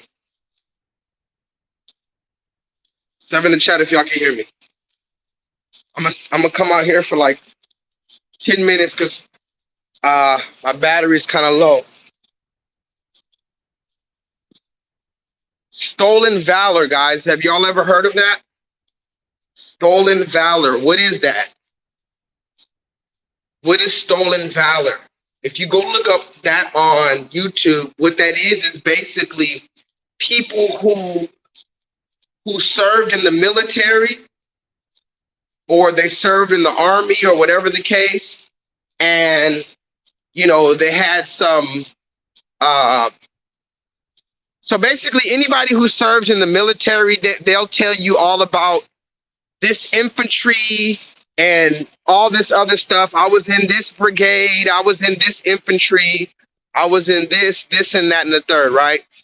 And I've never been in the military, so I can't tell you exactly, you know, what it is and all that. But basically, wherever they were stationed and whoever they fought with, this is who they're a part of, right? And so stolen valor is, what stolen valor is basically this. It is somebody's walking around with a, how do I say, a uniform on, right? Somebody's walking around with a uniform, or they have maybe stars on their collar, they have stripes on, and it's fake. In other words, you didn't earn it. You were not in the military, you were not in the army. You know, they give out a purple ribbon, you know, if you went to this tour, or if you know, you got hurt or whatever, they'll give you these medals for all these different things, right? And so a lot of people, they've had people die in the line of battle. They've had brothers die. They've had family members die. They've had their friends die on beside of them when they're at war and all this other stuff. And they have PTSD and all this. So when you get a medal, that means a lot. And when you have the uniform on and all this type of stuff, that means a lot to the people who are in the military. So if you have somebody walking around in the mall who just got this fake ass medal from eBay, right? Or they got this fake ass uniform from Amazon. What is the problem with that? Well, the people in the military, they'll tell you the problem with that is you didn't earn those stripes. You ever heard of that? You know, he earned his stripes. What that means is, oh, he earned a stripe on his, every time you did something good, they gave you a new stripe on your lapel or whatever the case. So if you didn't earn your stripes, you should not wear those stripes. So this is what stolen valor is. If you look it up on YouTube, you'll see all the videos of people who were in the military and then they got out and they came back to America. They went to the mall or they went to the movie theater, they went to Walmart, and they saw somebody wearing a uniform or somebody wearing a star that looks like something they know. He goes up to you, he says, "Hey, I see you wearing that star right there. I see you wearing that uniform. What part of the military are you in?" And depending on your answer, you might just get checked on that. Now, this is similar to gangbangers. Like I told you, this is the same thing with Bloods and Crips. I'm from LA. So in LA, if you're wearing red in a blue neighborhood, or conversely, if you're wearing blue in a red neighborhood, they're going to come up to you. Or if you're wearing blue in a blue neighborhood, maybe a Crip is going to come up to somebody wearing blue. He's like, "Hey, why are you wearing all that blue?" I had somebody come up to me in Inglewood. I'm from Inglewood, California. When I was like 15 years old, I've always been doing whatever the fuck I want to do. Even before I was woke, I was still doing whatever I want to do. So I used to wear all red in a blood neighborhood. Was that stupid? Probably. I wasn't a gangbanger, but red was my favorite color. And nobody could articulate to me why the fuck I can't wear red. Oh, I'm going to get killed for wearing red. Fuck that. I'm wearing red. That was my favorite color. Right now, my favorite color is black. The only reason why my favorite color is black is because, well, there's a few reasons, but mainly because I'm a runaway slave. You're never going to see a runaway slave wearing bright ass colors. That just doesn't make sense.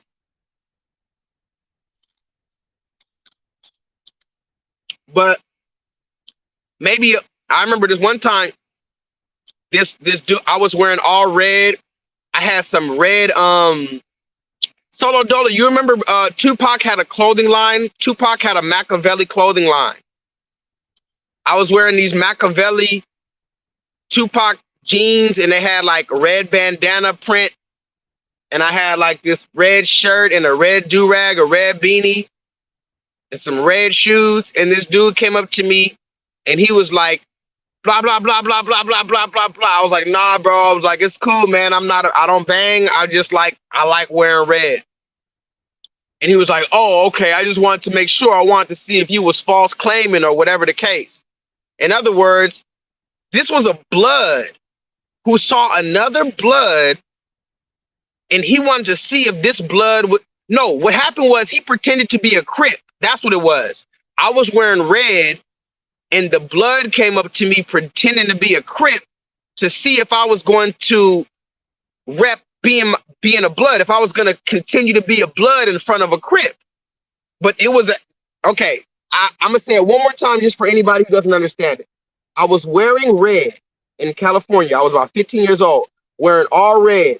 And a blood who also wears red, he wasn't wearing red right then, but he's a blood. He came up to me and he pretended to be a Crip who wears blue, who's my enemy, who would be my enemy. And he pretended to be the enemy of a blood to see if I was going to claim blood or if I was going to be fake. I told him I'm not a gangbanger. So that's when he told me, "Oh, okay. He said, I'm actually a blood, and I was just checking to see if you was going to da, da, da, da, da." So what is that whole thing? The stolen valor, the bloods, checking the bloods and all that. is to check your temperature, nigga. Like, you can't be out here representing something and you're not out here bleeding and sweating for it and crying for it. Who the fuck are these Mormons? Are these Mormons bleeding for the word of God?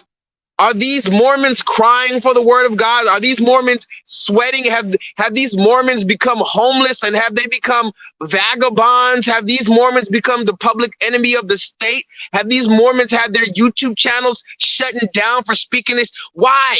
Because they're not even saying that homosexuality is a sin. That's why they're not dealing with any fucking thing that anybody who was really following the scriptures is going to deal with. That's why it's a problem. And I told him, I said, technically, I'm not even perfect. I said, I just went to the strip club the other day. But damn it, I'll be damned if you're going to just use that book to come around here and cast spells on our people in our own motherfucking neighborhood. I'm not going to allow it. I'm sorry.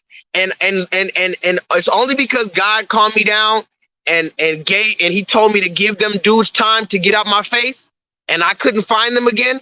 If I found them again, I probably was going to pull up and just snatch that Bible out of his hand and see what he does now. Like I told you, he might have been one of those MMA white boys.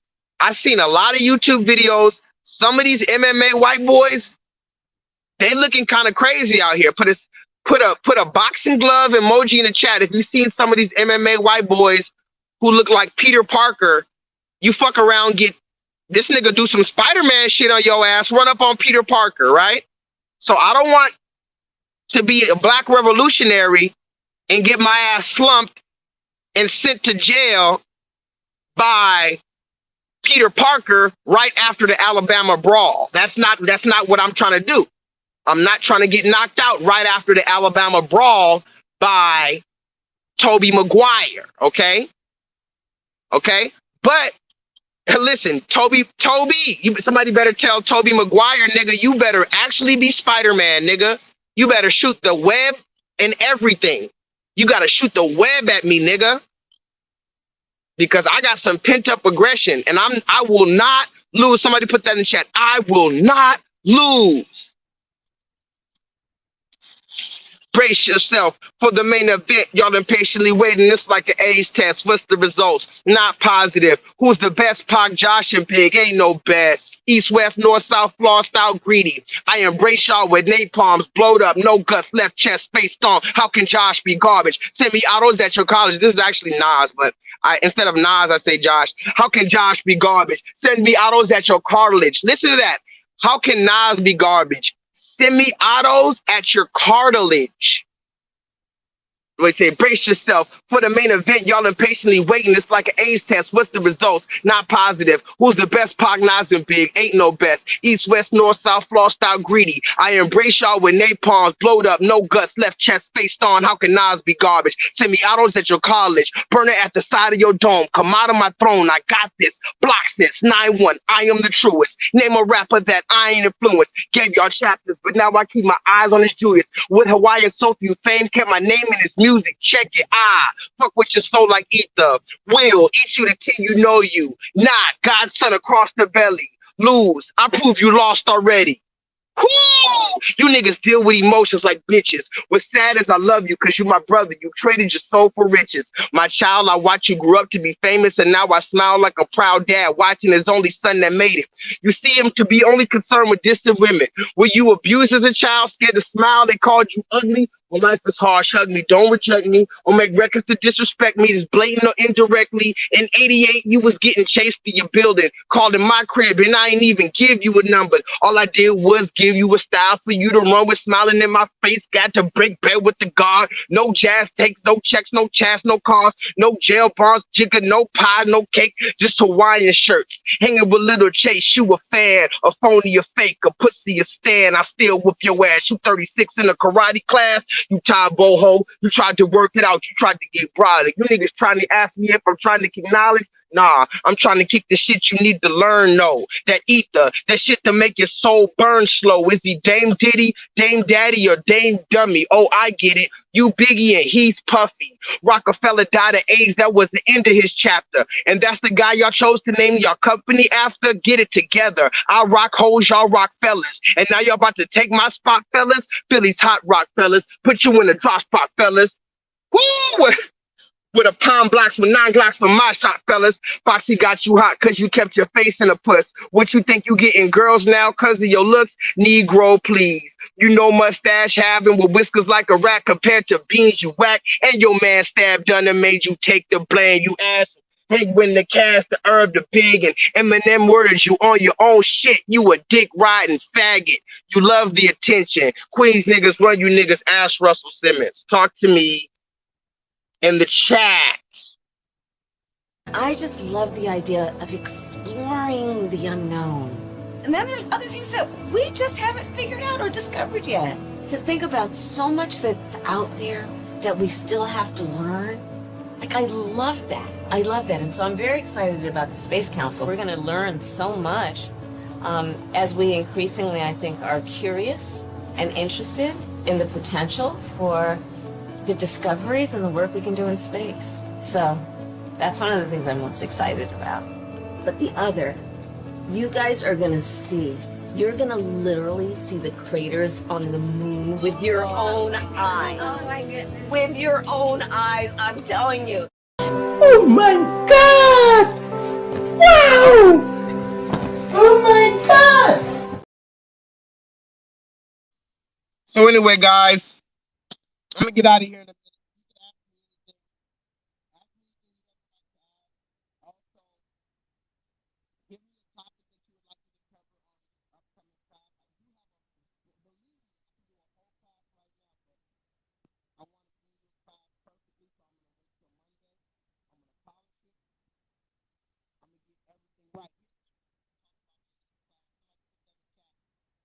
Donald Trump a runaway now? Is it a beautiful time to be alive? For the first time in history, a United States president is what? Possibly on the run from the police? Now, let me just cut through the chase and just go ahead and say, I personally believe that this is political theater. KJ, put that in the chat. Well,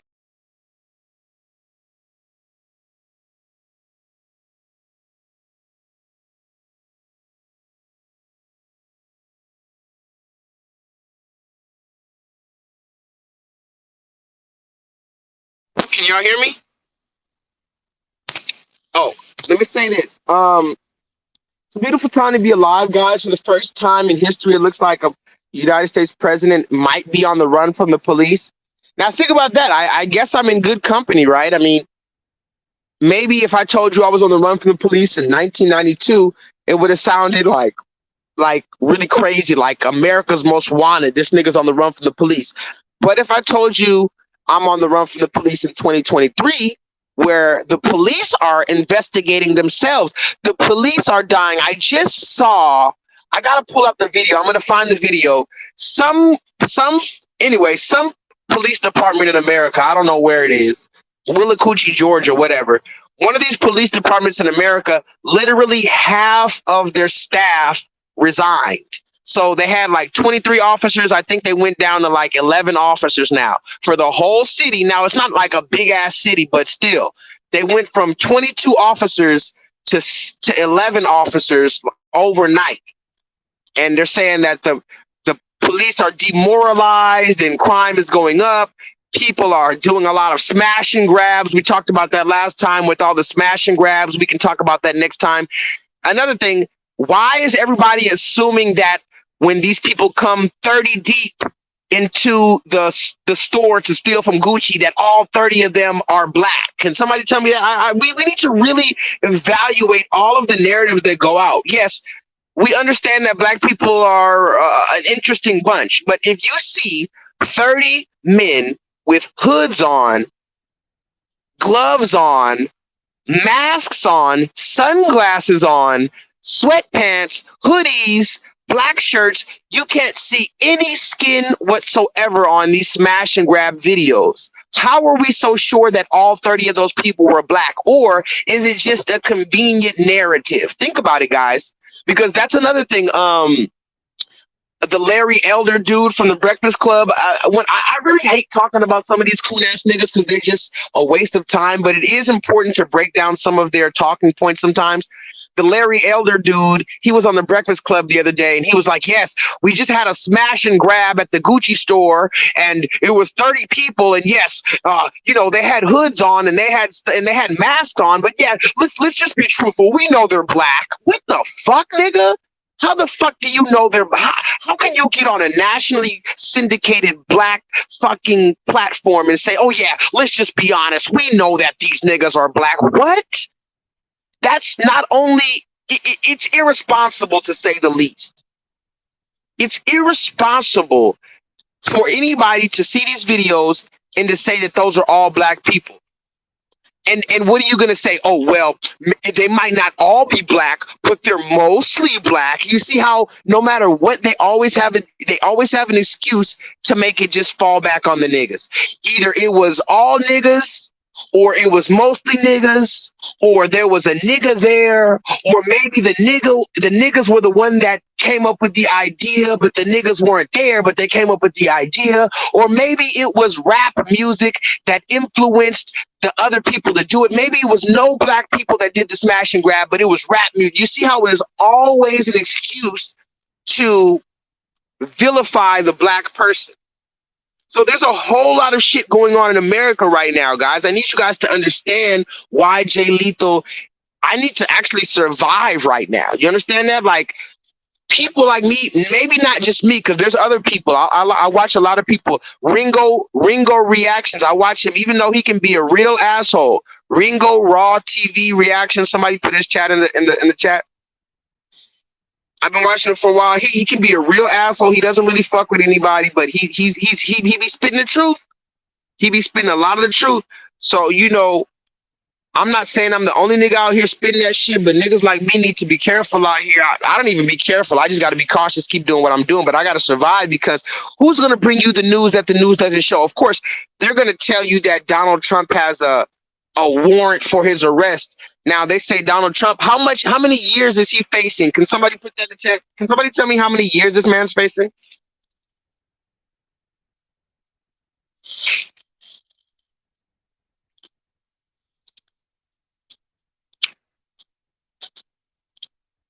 Try that shit in a small town with the rednecks spitting tobacco. I remember we talked about that one too. And that's a funny story too. The try that shit in a small town. That song went from number 1 to like number 25 in a week. Right after we deflated that shit. Deflated that shit like a fucking hot air balloon. We deflated that shit like a bad fucking silicone booty job. Think about that, guys. The song was number 1. They finally had a song that they can rally up and muster their last little bit of American strength to shit on niggas, right? Because that small town song was for niggas. He was talking about I got a gun from my grandfather. My grandfather told me one of these days we're gonna load up all our guns and take back our country. That's some white supremacist shit. Your grandfather? Oh, really? What year was your grandfather born? Your grandfather was born, what, 1920, 1930, whatever the fuck? Your white grandfather gave you a gun and told you that, don't worry, one day we're going to load up. What the fuck does that mean if it's not racist?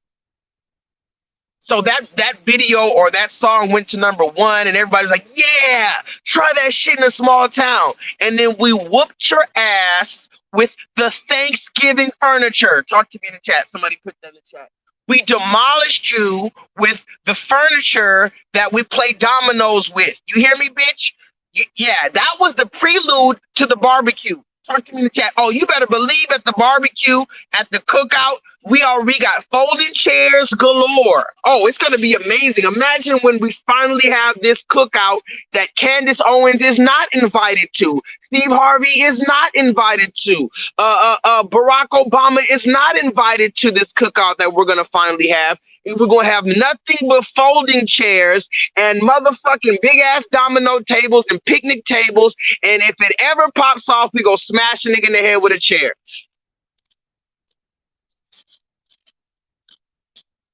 So what happened? He was #1 with that try that shit in a small town, and then they tried that shit in our town. How about this? There's no more small towns. How about that? Wherever I step my motherfucking foot, that's our town. How about that? From now on, that's the new rule. No more sundown towns. I don't even know what a sundown town is. Niggas told me there was a sundown town.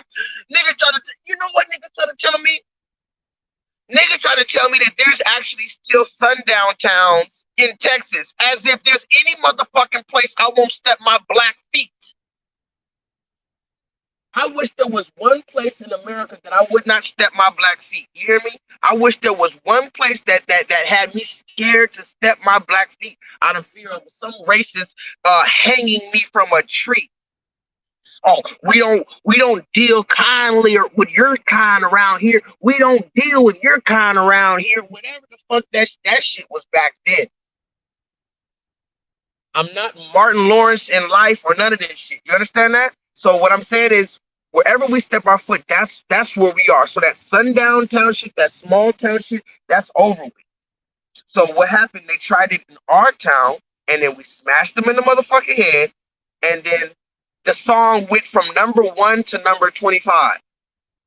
Go look at that. That song, Try That Shit in a Small Town, is sitting at #25 comfortably right now. It was just #1. What happened? We deflated all of their confidence. They couldn't even listen to that shit without getting flashbacks. These niggas, white people are getting epigenetic triggers from this song now. They can't even listen to that song, Try This Shit in a Small Town. They get triggered. Ain't no white people at the beach. Ain't no white people on the dock. Ain't no white people on the yacht. You ain't seen no white people sailing. You ain't seen no white people fishing since that incident. You got white people scared of fishing. You know how spiritual it is when you can get a red man out of fishing? They love fishing. You said it doesn't matter because it's fake, Solo. What's fake? You said it's fake. What's fake? So yeah, man. I mean, I have a whole lot of stuff to talk about on Monday. I was gonna wait till Monday to talk about it, but I felt like if I waited till Monday, I would see when I wait too long, I talk too much, and then I have too much to say. I talk too much, and then I can't teach the class. Then I got to do a Tuesday stream. Then I got to do a Wednesday stream. I needed to come to y'all real quick and just catch up with y'all. I'm going to leave this on the chat. I was going to do a reaction video, but I don't have time to do that right now, and I don't have the energy for the reaction video. I will show you this, and we'll talk about this later. Look at Tia. Look at Tia, guys.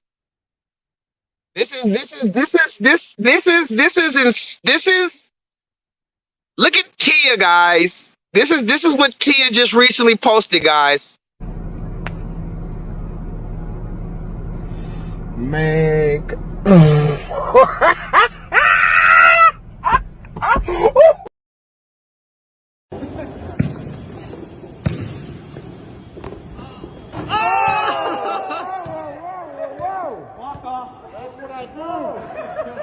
That's what I do. Solo, focus. You got Solo foaming at the mouth right now. Solo just froze like on that movie. They Cloned Tyrone. You ever seen that movie? They Cloned Tyrone. The white man came and said one word, one phrase. The motherfucker just froze. Solo, you are now under hypnosis. You are now under hypnosis. You didn't even know it, but I know how to get you into and froze. You just froze right now. This nigga's froze, completely jumping in his pants.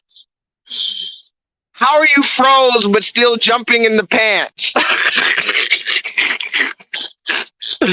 And Solo, you're not supposed to be jumping in the pants for this one. I thought you don't like Tia, man. Solo, you are something else. You know that? You are something else, Solo. You are something else, Solo Dolo. You're supposed to not even like this girl. But he said, damn, on second thought, I might have, somebody put that in the chat. Now that I think about it. By the way, these pictures are only for educational purposes. Please, YouTube. I just got back on YouTube. Don't give me a strike already. Matter of fact, let me take that off the screen because I'll talk about it next time. Get it off the screen. Get it off the screen. Goodness gracious. That was for educational purposes, YouTube. Don't body shame. And anyway, YouTube, are you saying that breasts are somehow not natural? Please, free the nipple and don't body shame. Besides, YouTube, I've seen way worse shit on your channel. Way worse stuff, YouTube. YouTube, all you got to do is type in breastfeeding or nipples or breast reduction, breast job, breast augmentation.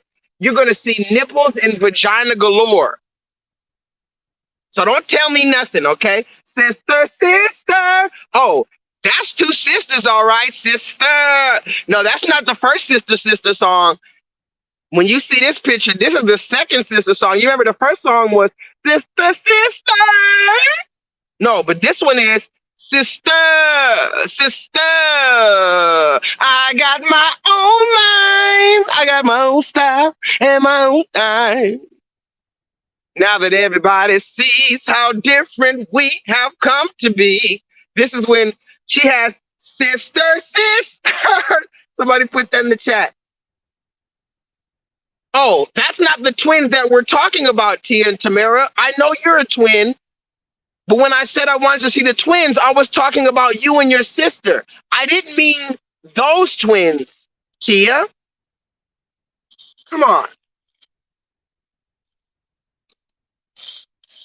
Now, before I get out of here, somebody tell me why Tia's showing her tits on Instagram and she's pretending it's because of motherhood. Oh, it's International Mother's Breastfeeding Day. Let me show my nipples for International Mother Breastfeeding Day. These women, guys, are something else, aren't they? These women are something else. I have all these videos I'm looking at. I love you guys so much. I can show you all these beautiful videos right now. I have so many pictures and receipts I'm looking at right now. And it's only because I want to wait till Monday to show you the rest. What can I just show you randomly? I do want to show you something randomly just to show you that I have a lot of receipts. Ravine, talk to me in the chat. Why is she showing her nipples on Instagram? Is it because of International Mother's Titties Day? International Mommies Stick Their Titties in Their Baby's Mouth Day? Is that what's going on?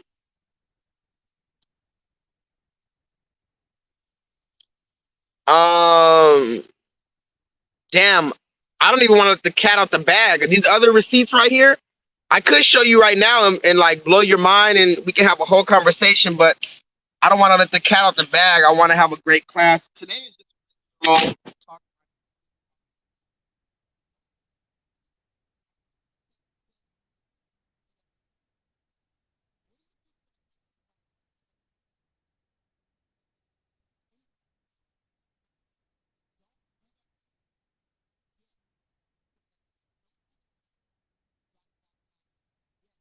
it's not our time to beat up the Mormons. More things have to happen. We have to get more right. We're not spiritually right enough yet to beat up the Mormons righteously. The Mormons do need to get beat up, but we're not indulging violence. We're not encouraging violence on the Mormons. We're not saying that we're going to beat up the Mormons. But damn it, you don't come in the black neighborhood painting Christ as a white man. Imagine painting Malcolm X as a white man. Imagine painting hell.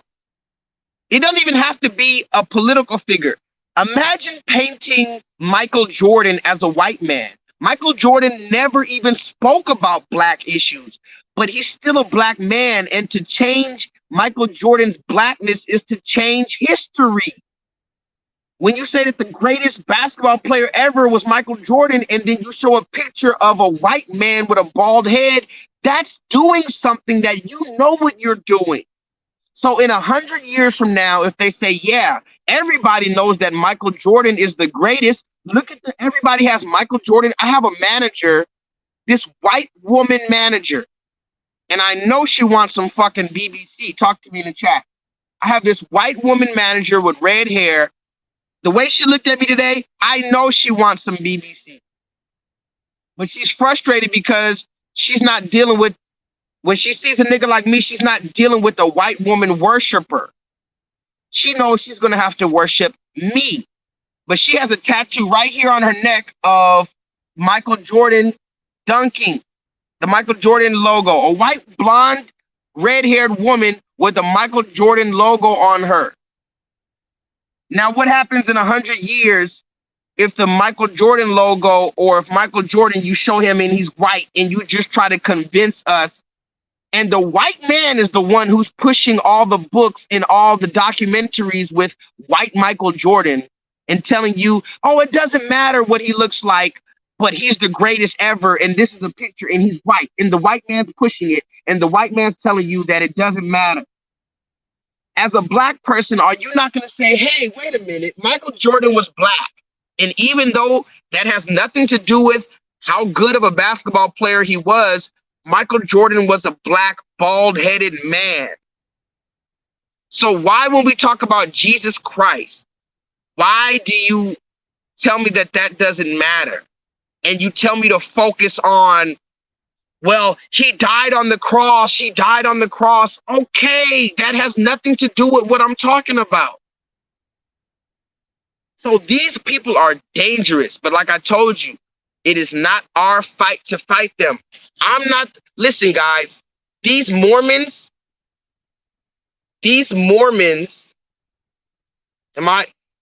shit, I was muted. Did y'all hear me? Fuck, I was blocking the mic. Anyway, whatever. These Mormons are not our carnal enemy. Like, in other words, these Mormons that I was mad at today, they didn't start this fight. They're just basic, useless ass pawns and drones for the six. So what do I look like busting up my fist and possibly, you know, getting another warrant out for my arrest for beating these people up? I hope you guys heard. I hope, damn, I don't know how much you heard. I'm just talking shit. Whatever, man. If y'all didn't hear it, it is what it is.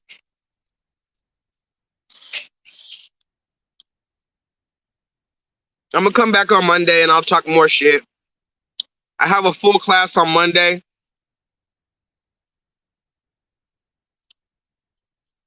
Shalom, Raheem. What's been going on in the news lately, guys? Give me some topics to talk about on Monday or Tuesday. Remember, I have my own class already on Monday coming up. But give me some topics to talk about. What do you think about these Hawaii wildfires, guys? I'll show you one video. How about that? I'll show you one video that I was going to show in the class, and only because I don't have any other videos about it, and I wasn't even going to talk about it really. I'll show you one little throwaway video, okay? How about that? One video, and that's it.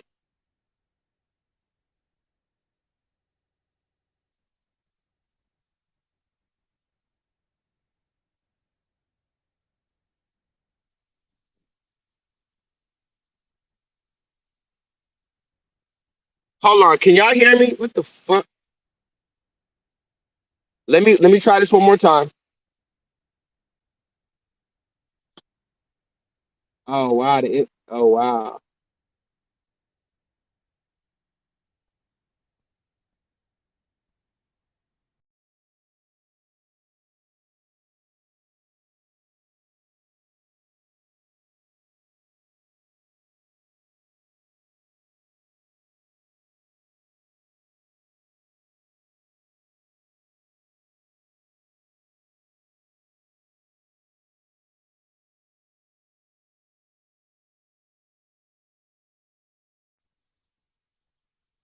Can y'all hear me? Y'all said y'all can hear me. Y'all said y'all can hear me, but for some reason my video's not playing. Let me see this video real quick.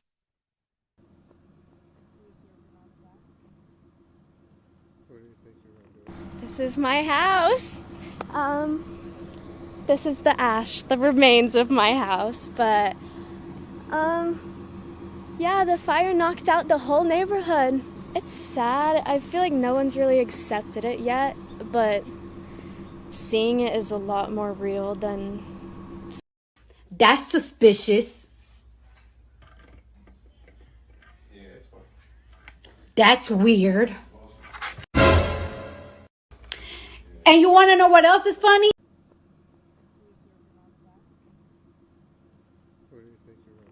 This is my house. This is the remains of my house, but yeah, the fire knocked out the whole neighborhood. It's sad. I feel like no one's really accepted it yet, but seeing it is a lot more real than seeing all the pictures. Like, usually they put on the hurricane sirens or they do something to like warn us. Nothing. Like, everyone was just word of mouth evacuating, and that's why so many people were just on Front Street, just hanging out. Like, they were helpless. Like, the smoke just got them.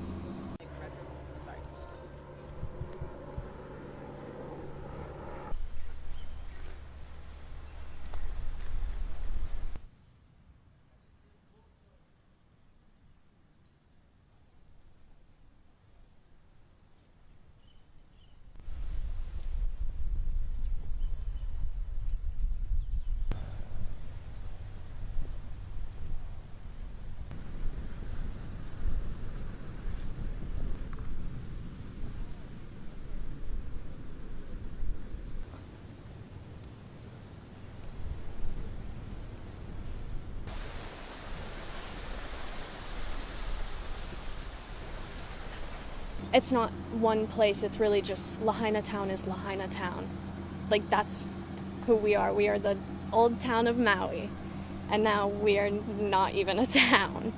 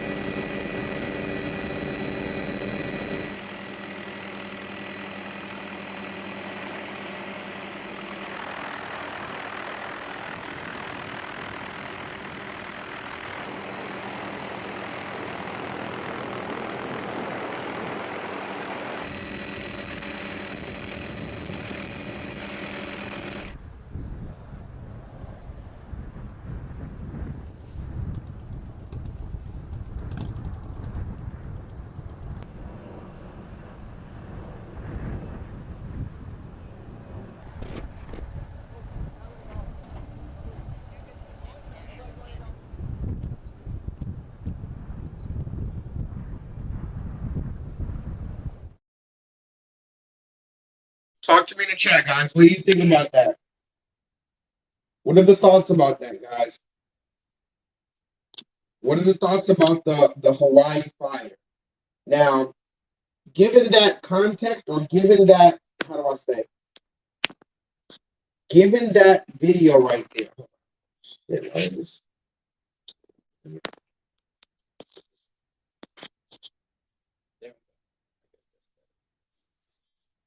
Okay. Now let me say this real quick. Did you see that red woman? Why was that red woman smiling like that? Now, this is the conspiracy part of the conversation, and I'm just gonna only talk about that right now until I have any further information. I'm not gonna waste any time on Monday speaking about this. When it comes to the Hawaii thing, I don't know what's going on. I'm hearing whispers about laser technology. Can somebody put that in the chat? What the fuck is wrong with my internet? Are y'all able to hear me right now?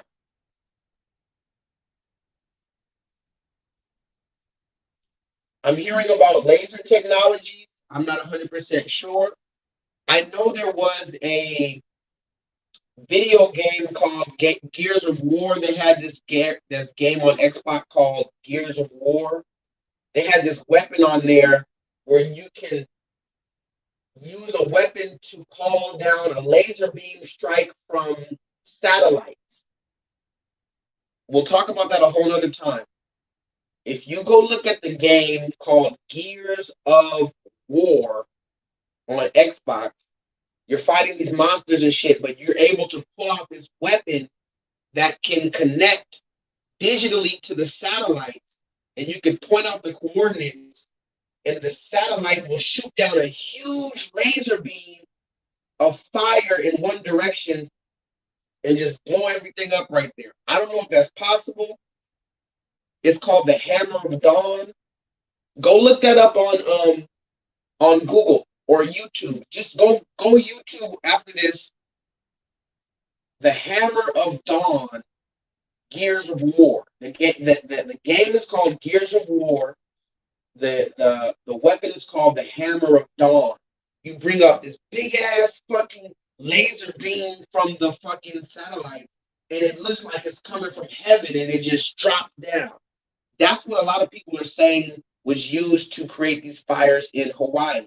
I'm not saying that's true. I don't know that to be true. It is an interesting topic. My manager, funny enough, not funny, I just talked to my manager today. I went back to work after like 3 days, and my manager was on vacation, blah, blah, blah. Turns out one of my managers at my job was supposed to be on vacation in Hawaii, Maui, Lahaina, the exact place that burned down. He had a reservation at the resort on Lahaina in Maui for this Saturday. He was supposed to be out there 3 days after the fire started. He already had the reservation. He had the tickets. He had his scuba suit packed, and he was supposed to leave for Hawaii on Saturday. His resort and all of that shit, his resort burned to the ground. You hear me? My manager's resort burned to the ground. He was supposed to be there on Saturday. It happened on Wednesday. And so I just talked to him today, and I said, man, I was praying for you, man. I heard you was supposed to be in Hawaii. He was like, man, yeah, I couldn't believe it. I was supposed to be out there. I was like, man, I don't know if you believe in God, but that's God, bro. God saved your life. God saved my manager's life. They say at least 100 people died. They're saying maybe thousands of people died. Allegedly, listen to this.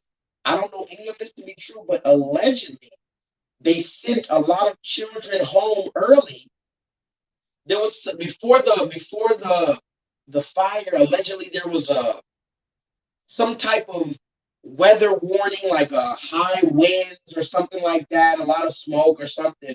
And so allegedly they sent a lot of the public school kids, the elementary school kids and stuff, they sent them home early.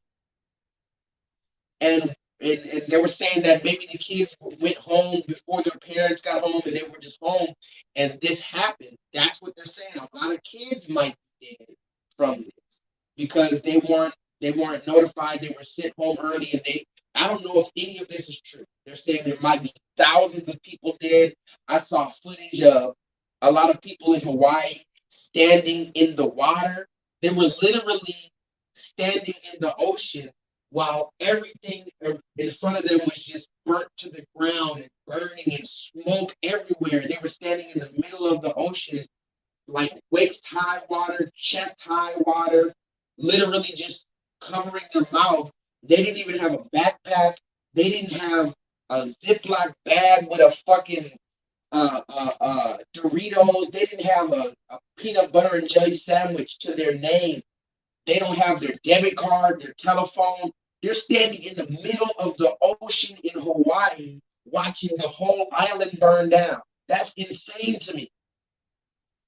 And one must ask themselves, is this man-made or is this God-made? Talk to me in the chat. One must ask themselves, is this man-made or is it God-made? In either case, there are repercussions to be had. And now let me say this last thing about this Hawaii thing, because I told you I wasn't going to talk about it on Monday, and I might still talk about it. People are saying this. This is the last thing I'm going to say about this, because I also have to be very careful about this. Please, YouTube, don't take me down. Come on, YouTube. You already gave me a strike, all right? Let's keep it cool. I've also heard whispers. Not only I heard whispers that this was created, but why was it created? Let's talk about this, guys. Why do you think, or if you heard any whispers on the internet, what is the internet saying that they created this thing for? Now, there could be a bunch of number of reasons, but particularly for Hawaii, if we're talking about Hawaii, what could be the political or financial play? In other words, if somebody was responsible for destroying a whole town, what stands to gain, or why would that happen? What's the murmurs? What's the whispers on the street, guys? Talk to me. I'm gonna read some comments. And by the way, the weed in Houston sucks. The weed in Houston sucks to the point where I damn near want to stop smoking weed because of you niggas. And you're lucky I'm addicted to this shit.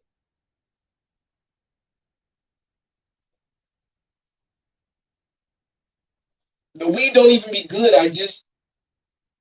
It's just a stress reliever to light it up and see the smoke and just inhale the smoke. This isn't even weed. This is literally cilantro. You hear me? This nigga poured some oregano in a bag and sold it to me. Talk about his gas. Sir, this is oregano. Sir, these are basil leaves. This is basil. This is literally basil. He put basil in a bag.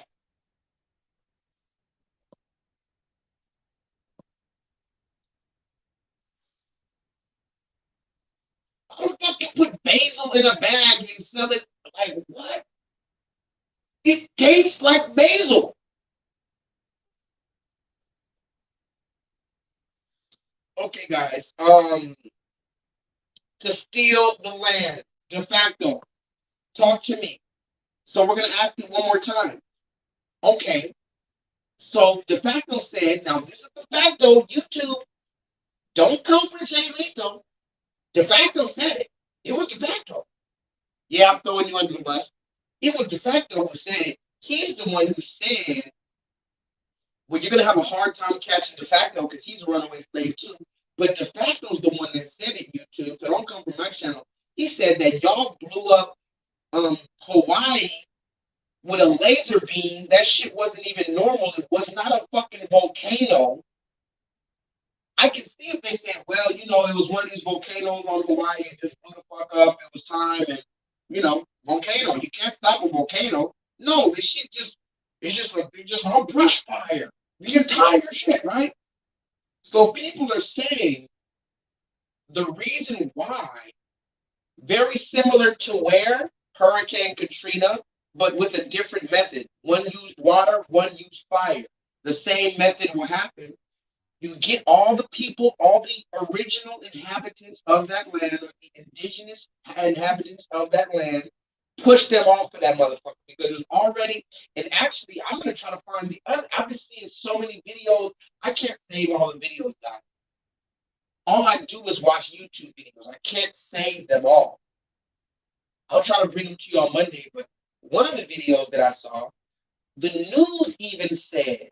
The news, the official news, they said, the news, by the way, they said, well, yes, there's rumors that a lot of the Hawaii residents have been approached by real estate developers that want them to sell their house.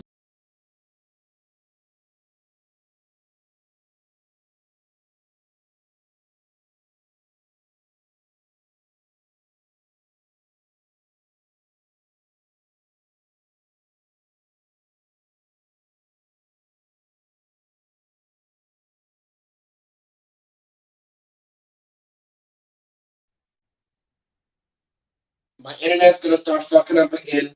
I'm gonna open up this door. Maybe that'll get out. I don't know why my internet is fucking up. But the news said that maybe, you know, that these people of Hawaii were being introduced to these real estate developers. Listen closely. Real estate developers have allegedly been trying to get people in Hawaii to sell their house. So let's put it all together. These Hawaii wildfires, they came out of nowhere, right? And it burned up everything, right? And the people of Hawaii said that they're not going to be able to.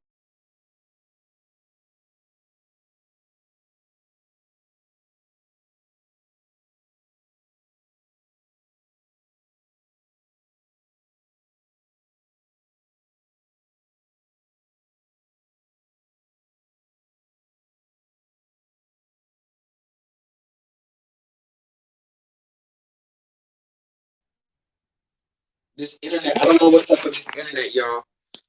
Listen, guys, I'm going to say this one more time. The people of Hawaii have possibly been pushed out, and now the whole land is destroyed. Now, look at this video again.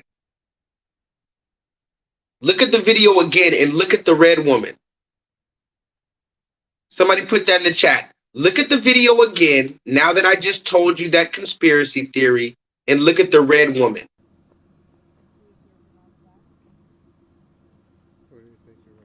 This is my house. This is the remains of my house, but yeah, the fire knocked out the whole neighborhood. It's sad. I feel like no one's really accepted it yet, but seeing it is a lot more real than seeing all the pictures. Like, usually they put on the hurricane sirens or they do something to like warn us. Nothing. Like, everyone was just word of mouth evacuating. That's why so many people were just on Front Street, just hanging out. Like, they were helpless. Like, the smoke just got them.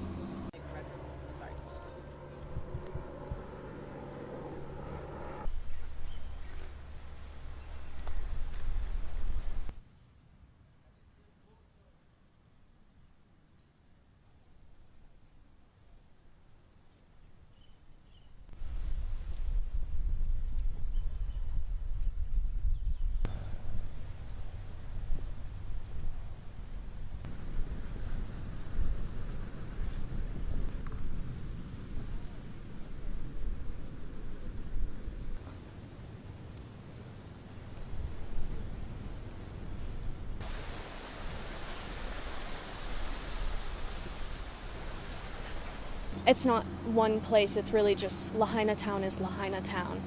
Like, that's who we are. We are the old town of Maui, and now we are not even a town.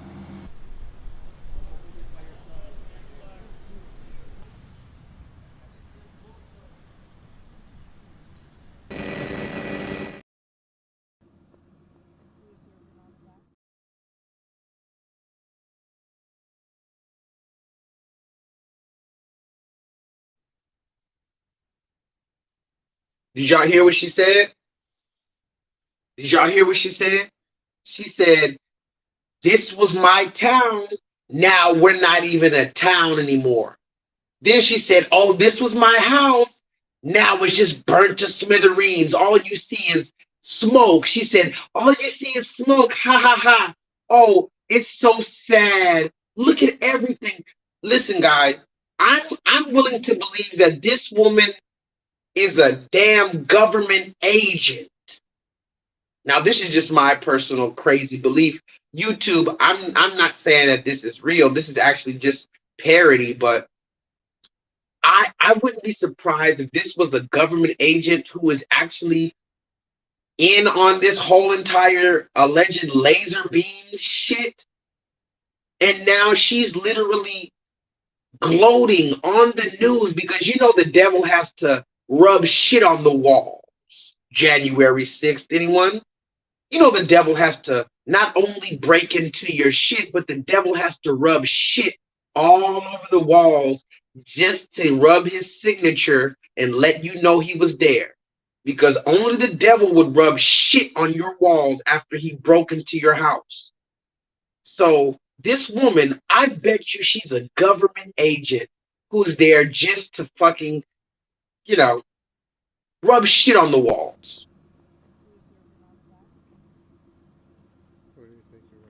This is my house. This is the remains of my house, but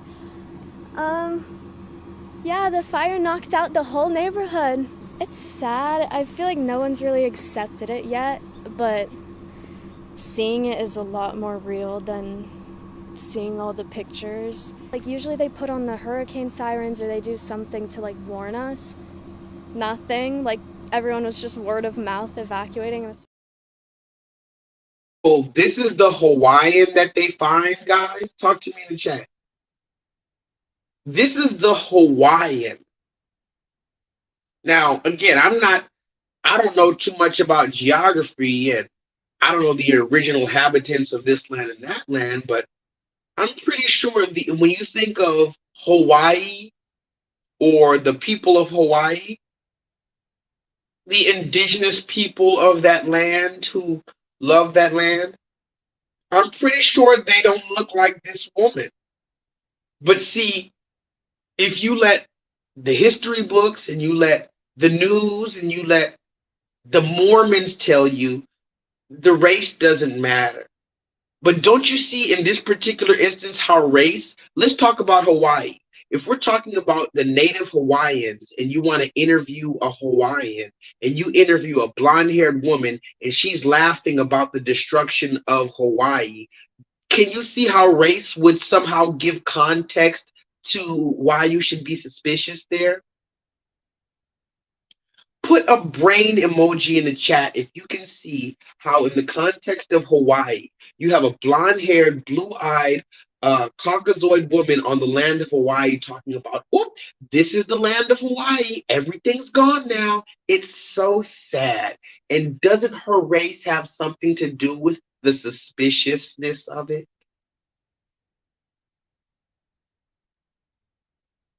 The fact that she's smiling is already suspicious. Even if it was a native Hawaiian or one of these Samoan looking ass motherfuckers look like The Rock. Even if it was The Rock and he was laughing about it, it would be suspicious. But a blonde-haired, blue-eyed woman, that's just preposterous. Watch this video one more time, guys.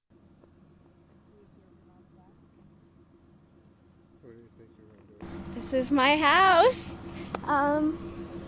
This is the remains of my house, but yeah, the fire knocked out the whole neighborhood.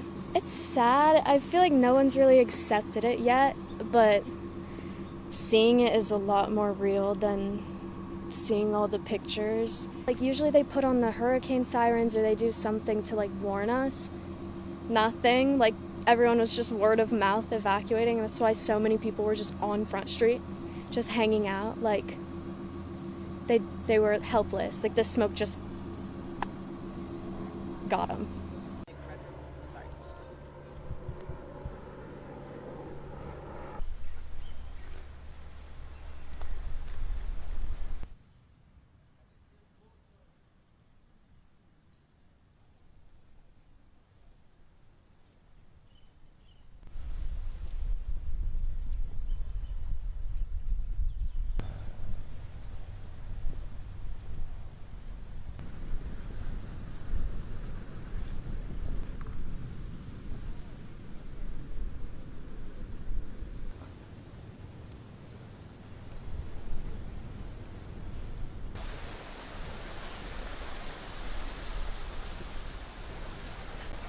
It's not one place, it's really just Lahaina Town is Lahaina Town.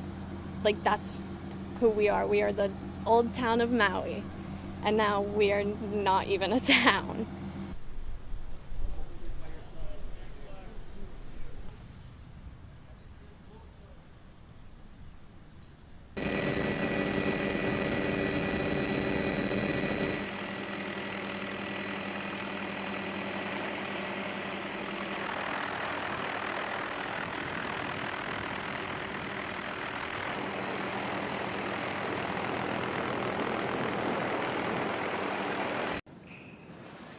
Gotcha. Gotcha. So I would like to thank everyone that was involved with this negotiation. You hear me? I hate when my fucking internet starts tripping like this.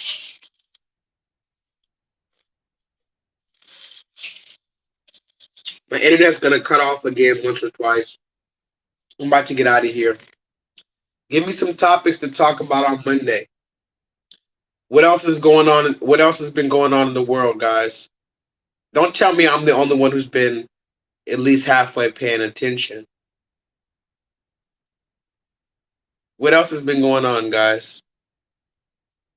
I have a lot of stuff to read to you. I'm going to find some more videos to bring to you too. We have some in-depth videos. This next class is not going to have a lot of videos, but we're going to go in depth on some videos. We're going to go in depth on the topics. Because the thing about social media is, like I told you, social media is a real place. The internet is a real place. And a lot of these videos, for instance, we're going to talk about this too. Keke Palmer. Keke Palmer also made it in the news recently, guys. Keke Palmer did a music video with Usher, believe of all people. Would you believe that? Keke Palmer recently did a music video with Usher. I haven't watched it yet. I might watch it for the first time with you guys on Tuesday or Monday. But let me say this, and I'm going to say it again on Monday. The reason why I would speak about something like Keke Palmer, right, is not because I care particularly about Keke Palmer or Lauren is her real name. It's not that I want to be in her business. It's not even that I really know her business, right?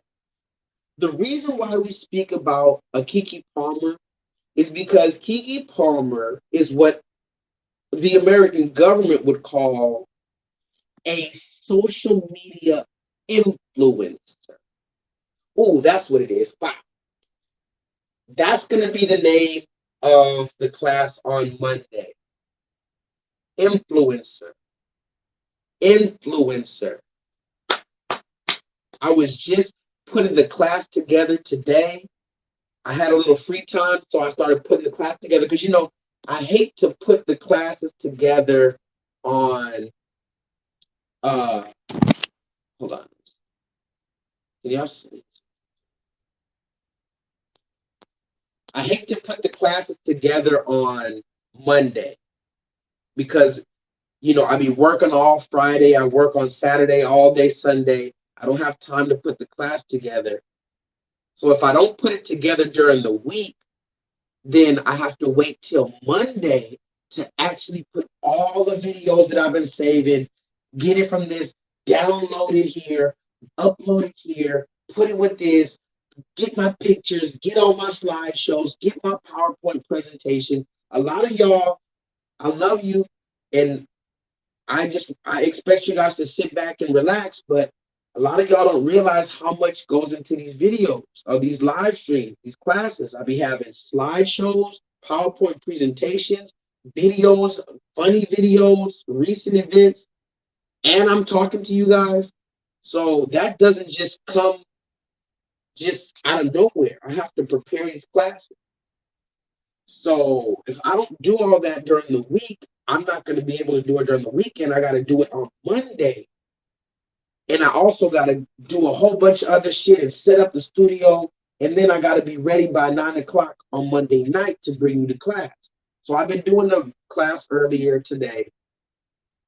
And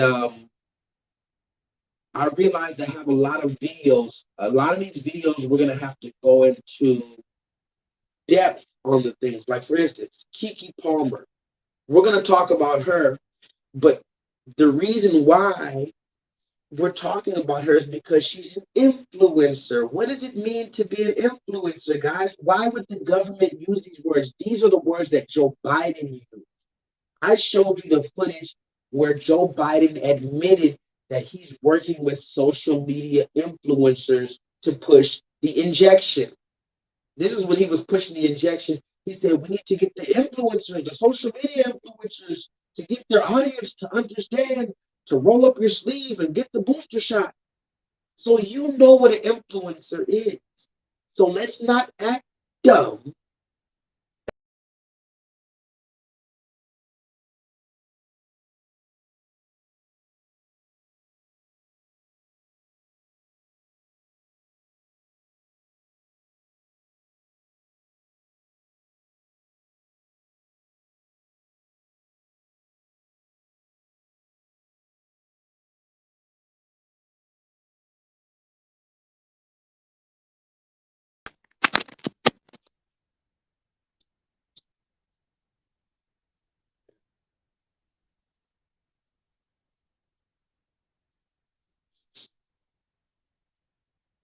Yo, I think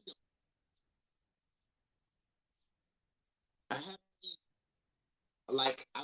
I think I left like a little crumb or something in here. And there's like these little bitty ants. I'm seeing some cute ants. I feel like they're biting me the fuck up now. Because I think I killed one or two of them.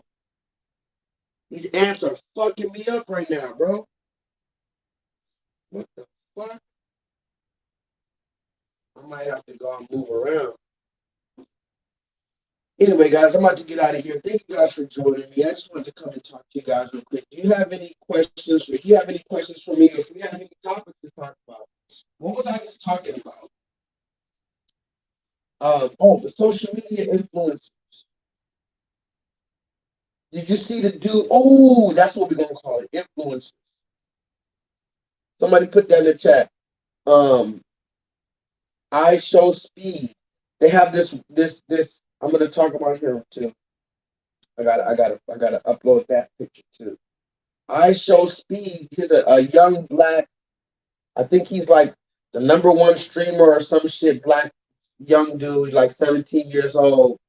You know, these young streamers, they just be doing dumb shit. We talked about the Kai Cenat dude, and he gave away PlayStation 5s, and everybody was going crazy and all this stupid shit.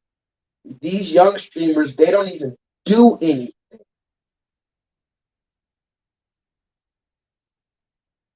Can y'all hear me? Are y'all behind in the stream or something? What's going on? Yeah, I'm getting bit up by these ants. You see this? Look.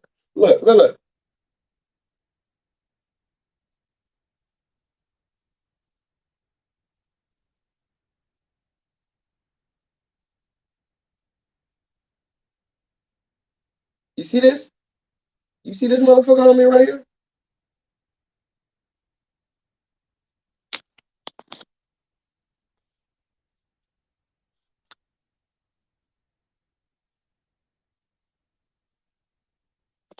This is the type of shit I have to deal with. I come in, now I got ants in this motherfucker. I just be wanting to relax. And then when I finally do go to sleep, guess what, guys? I have nightmares every night. But I'm not complaining. I don't really. What do you guys think of that dude, Andrew Tate? Since we're talking about an influencer. We'll talk about the influencers on Monday. That's what I'm gonna name the stream on Monday, influencer. What do you think about that dude, Andrew Tate? Hold on real quick.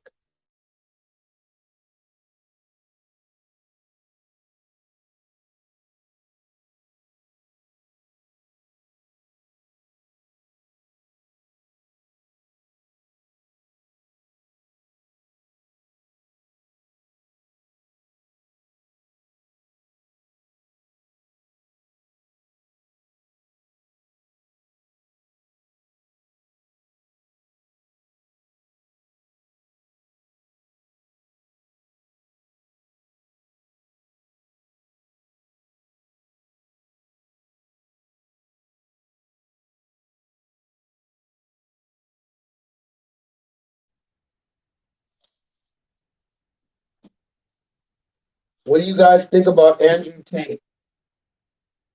Is he an agent or is he For real, is he the real deal? Is he an agent or is he the real deal? Andrew Tate.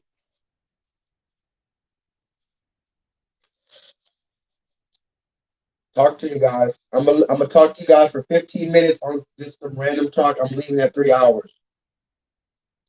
Andrew Tate, real or agent, and then tell me why. Authentic or agent, and tell me why. Damn, I have so many topics I could talk about. I want. Damn. I show speed. Andrew Tate. I show speed. Andrew Tate.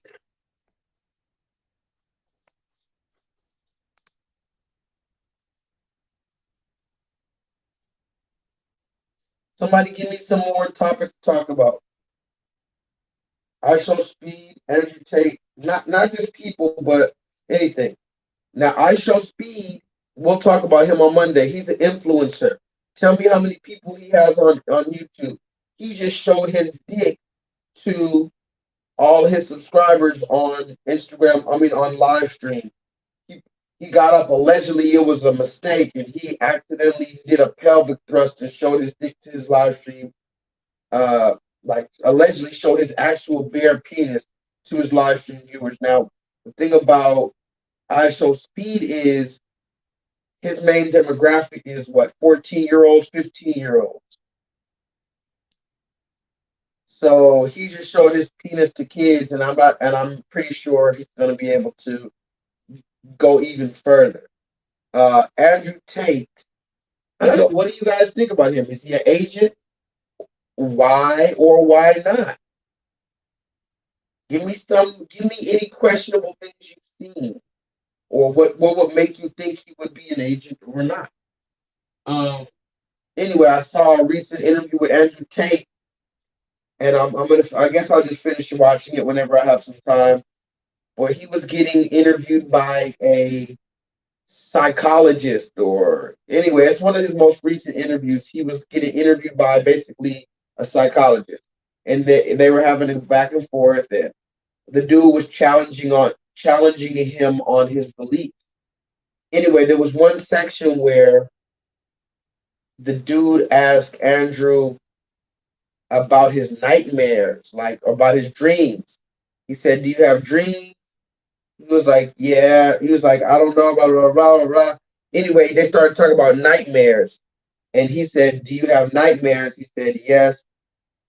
Andrew Tate said, "Yes, he has nightmares." He says he has nightmares pretty often, like all the time. And he said, what are the nightmares about? He said, "I don't necessarily know exactly any particular nightmare that I have, but," he said, "my nightmares, I just get a jolt of adrenaline and I just wake up from my sleep." And then the psychologist was like, "Well, maybe does that mean you have a fear? Because if you have nightmares, that means you have fears," and this and that. And they were having a good discussion about it. But anyway, it was pretty dope watching it, because the thing that Andrew Tate was saying was like, I have nightmares basically every night. And he said, "I don't give a fuck if I have nightmares for the rest of my life. I'm still a man. I'm still going to do what I got to do. I'm not going to let these nightmares deter me from waking up and doing what I got to do." And he said it in his own way, but I just thought that was interesting that somebody like that, like an Andrew Tate or whatever, any man really, is talking about how that they have, constant nightmares. I don't really hear men talking about their dreams or their nightmares, to be honest. I mean, how often do you hear men in their conversations with other men or on a podcast or anything talk about their dreams or and most importantly, the nightmare that I had? So I thought that was important, because I do have nightmares every single night. What do I mean by nightmares? It's not about a vampire or a werewolf chasing me. It's more like real scenarios. Betrayal. I have constant dreams about betrayal, constant dreams of running, constant dreams of getting caught or almost getting caught, getting in fights, almost getting shot, people trying to fight me, people trying to argue with me, people trying to fire me, or people trying to chase me. I don't have dreams about monsters. I have dreams about, you know, uh, I'm in an empty house, uh, one of my empty old houses, or my baby mama's cheating on me with some stupid nigga. I have dreams like that. Like, I have dreams like my baby mama is cheating on me. And it's not, and you know what's crazy about the whole baby mama thing? It's like these bitches are dumb, guys. These bitches are stupid. So it's not even like, it's just like, I have nightmares about this bitch embarrassing me. You understand that? Like, bitch, you're dumb. You're dumb. You're gonna embarrass me. That's my fear. And you're going to bring my children shame. You're going to put my children in danger. You're going to ruin my reputation. All of this should be in my dreams. My dreams are just full of cheating and running and arguing. I'm in a house by myself. The cops are coming for me. It's nighttime. Helicopters are chasing me. I'm jumping over this fence. I'm jumping over that fence. I'm jumping here. This motherfucker wants to fight me because some bitch told him some stupid shit. Now some pookie ass nigga wants to shoot me. Now I'm trying to get my own gun. I gotta tell this nigga I don't give a fuck who the fuck you think the fuck I am, bitch. I don't give a fuck. Now I'm about to. I be literally fighting in my dreams, guys. You don't understand it. And that's the thing. That's how I know I'm still a warrior, because I don't even bow down in my dreams. I'm not crying and scared and oh my god. Yeah, I'm running. But when I'm running, it's because the helicopters are after me. The dogs are after me. You understand? I'm not running from no nigga. Somebody put that in the chat. If I don't do nothing, I'm a ball. I'm counting all day like a clock on the wall. Now go and get your money, little paper bag boy. Now go and get your money, little duffel bag boy. Get money. And I ain't never ran from a nigga, and I damn sure ain't about to pick the day to start running. Get money. I've never ran from a nigga in real life or in my dreams, but sometimes you gotta run when you're outmatched by multiple enemies. So when I go to sleep, I have all these dreams, back-to-back dreams, and then I wake up and I have another dream where I go back to my same dream. I have dreams, all about nightmares. And I saw the Andrew Tate interview recently, and he was talking about he has nightmares all the time too. But that's just part of being a man, I guess, and being in this spiritual battle. And you know what you're up against. You know how harsh it is, and you're not going to bow down, you know? Pero B, I saw this dude at El Pollo Loco recently. I don't know if you ever been to El Pollo Loco. They have this place called El Pollo Loco. Anyway, it's a California company, but they have a couple of them in Texas. So I was at El Pollo Loco the other day. I saw this Latino dude. He was bald headed, kind of buff. He had tattoos everywhere, tattoos on his face, tattoos on his head, bald head, tattoos everywhere. I couldn't see what his tattoo said, but when I saw him, I was like, oh shit. You know how you see somebody got tattoos everywhere? It's just like, you're not judging them, but it's like, damn, like this motherfucker here, like this nigga. This nigga looked like one of them dudes from the prison yard, the Latino bald head dudes from the prison yard, right? And I looked, and then I was in line. He was sitting down eating, and I was in line waiting to order. And so I looked at him, and he was looking down, listening to music, eating his food. And I saw his tattoos. He had the wife beater on with all the tattoos all the way down his arms, tattoos on his neck, tattoos all over his head. He had a bald head with tattoos all over his head. And I looked closer. On the front of his head, he had this tattoo that said Yeshua, Yeshua, Yeshua. And I had to look closer just to make sure I wasn't tripping. I had to like really look at it like 10 times, like right on the front. He had all these tattoos, but right on his forehead. Like imagine I was bald, so it was like right here. It was like this big. It said Yeshua, like in kind of big capital cursive letters, Yeshua. Yeshua. And I was looking at it, I'm like, oh and so I didn't say anything right there. And then I ordered my food, and then I think when I got my food, I was walking past him. I was about to walk to my table, and I said, "Hey man, hey!" And he was listening to his music, and I said, "Hey man, take your earring." He took his headphones out. I said, "Hey man, I like your tattoo right there. You know, I like your tattoo." And I was like, "That tattoo, that's my name right there, Joshua. That's my." I was like, "That's my name." He was like, "Oh, blah blah blah." So we started talking. He was like, "Yeah, I got this tattoo on my head because in the Bible they said you're gonna have to take the mark of the beast. That they're gonna try to get you to take the mark of the beast and put it on your forehead."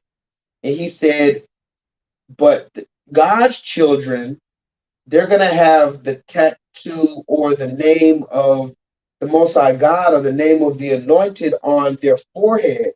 So he said, "I just went ahead and did it. I just went ahead and tattooed the right name on my forehead because I refuse to tattoo the name of the beast on my body, on my forehead." Now, a lot of you might not even understand what that story was or what I just told you, or you don't even recognize what's going on, and that's fine.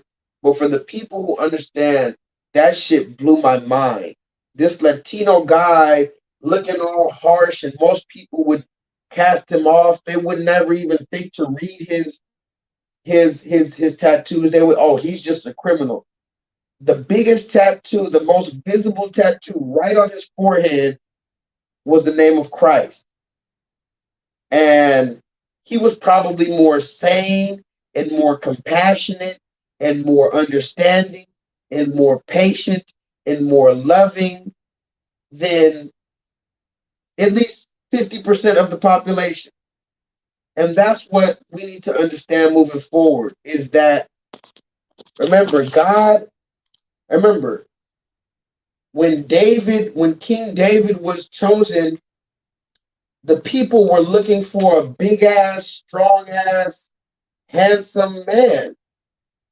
When they talked about this King David who God chose, he was supposed to be a big, strong, handsome, Rico Suave ass nigga. But King David was like, wasn't he like the seventh child or something? Talk to me in the chat. I know King David wasn't the first child. King David, go look it up. Federal B. Tell me if I'm right or am I wrong. King David was like the fifth child or the seventh child, the fourth child. King David wasn't the first brother. He wasn't the first son. But the Most High God purposely chose King David because why? His heart. His heart. And so when everybody else was looking for King David, they were looking at his brothers like, oh, maybe it's this one, maybe it's that one.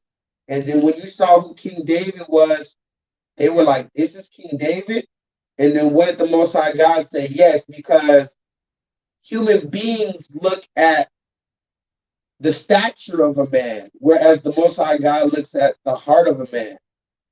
And this is why I'm trying to get myself right because, man, I got lust in my heart. I got resentment in my heart. I have a lot of anger in my heart. I have a lot of ego. I have a lot of, I don't know. I'm very double-minded sometimes, So yeah, I don't know, man. Anyway, it's about 3 hours. I would love to stick with you, but I have to get out of here. These ants are kind of fucking me up over here. And then I gotta do this show on Monday. I gotta bring you a show on Monday I will have a good show. Today, I just wanted to talk to you. I felt like I had something else to say, but this is pretty much it. Anything else I'll talk to you on Tuesday about. Please stay cautious. This is a beautiful time to be alive because we don't know what's going on. Did you hear that Donald Trump has a warrant for his arrest? Talk to me in the chat. Before I get out of here. Donald Trump, is this fake news or what, guys? Is this real life or not? Talk to me. Hold on. Before I get out of here, I need you guys to tell me, is this real life or not? Because I have been sipping a little champagne. Hold on. Donald, where's Donald?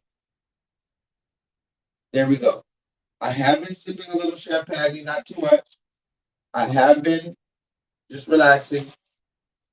And I am going I must be going crazy, but is the United States president, does he have a warrant for his arrest? He has until 7 days from today to surrender to the police. Is that true? Or is this some fake ass shit right here? And if it's true, how many years is he facing? Now, first of all, guys, are you even listening or are you behind? I feel like some of y'all are behind on the stream. But before I get out of here, I'm gonna ask this last question. What is this man? Is this a real thing? And how many years is he facing? And like, what the fuck? And will he go to jail? The most important thing is this.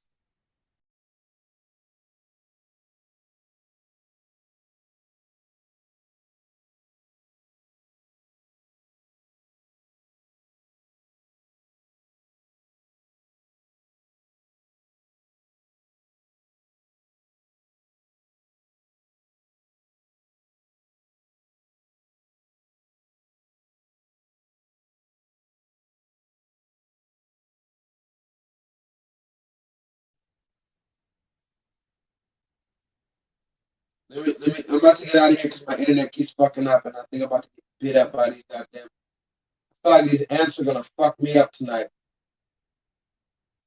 I gotta get out of here. I feel like these ants are gonna fuck me up, bro. Come on, YouTube. Before I get out of here, let me shit.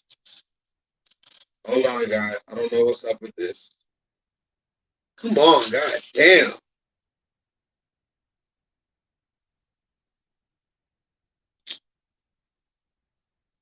Hello.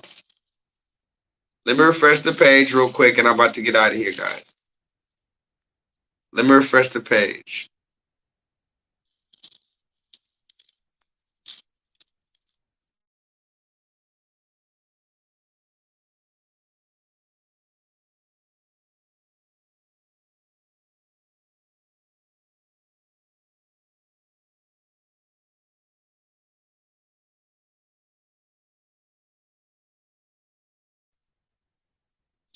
I'm about to get out of here. I don't know what's going on with the internet. But thank you guys for joining me. Leave a comment later if you want me to talk about something on Monday's stream. Press the thumbs up button. And it is what it is. Holla at your boy. Thank you for joining me. I would join you for more, but the internet's tripping. I gotta go. 3 hours and I'm gone. Thank you. Bye-bye. Bye, Red High.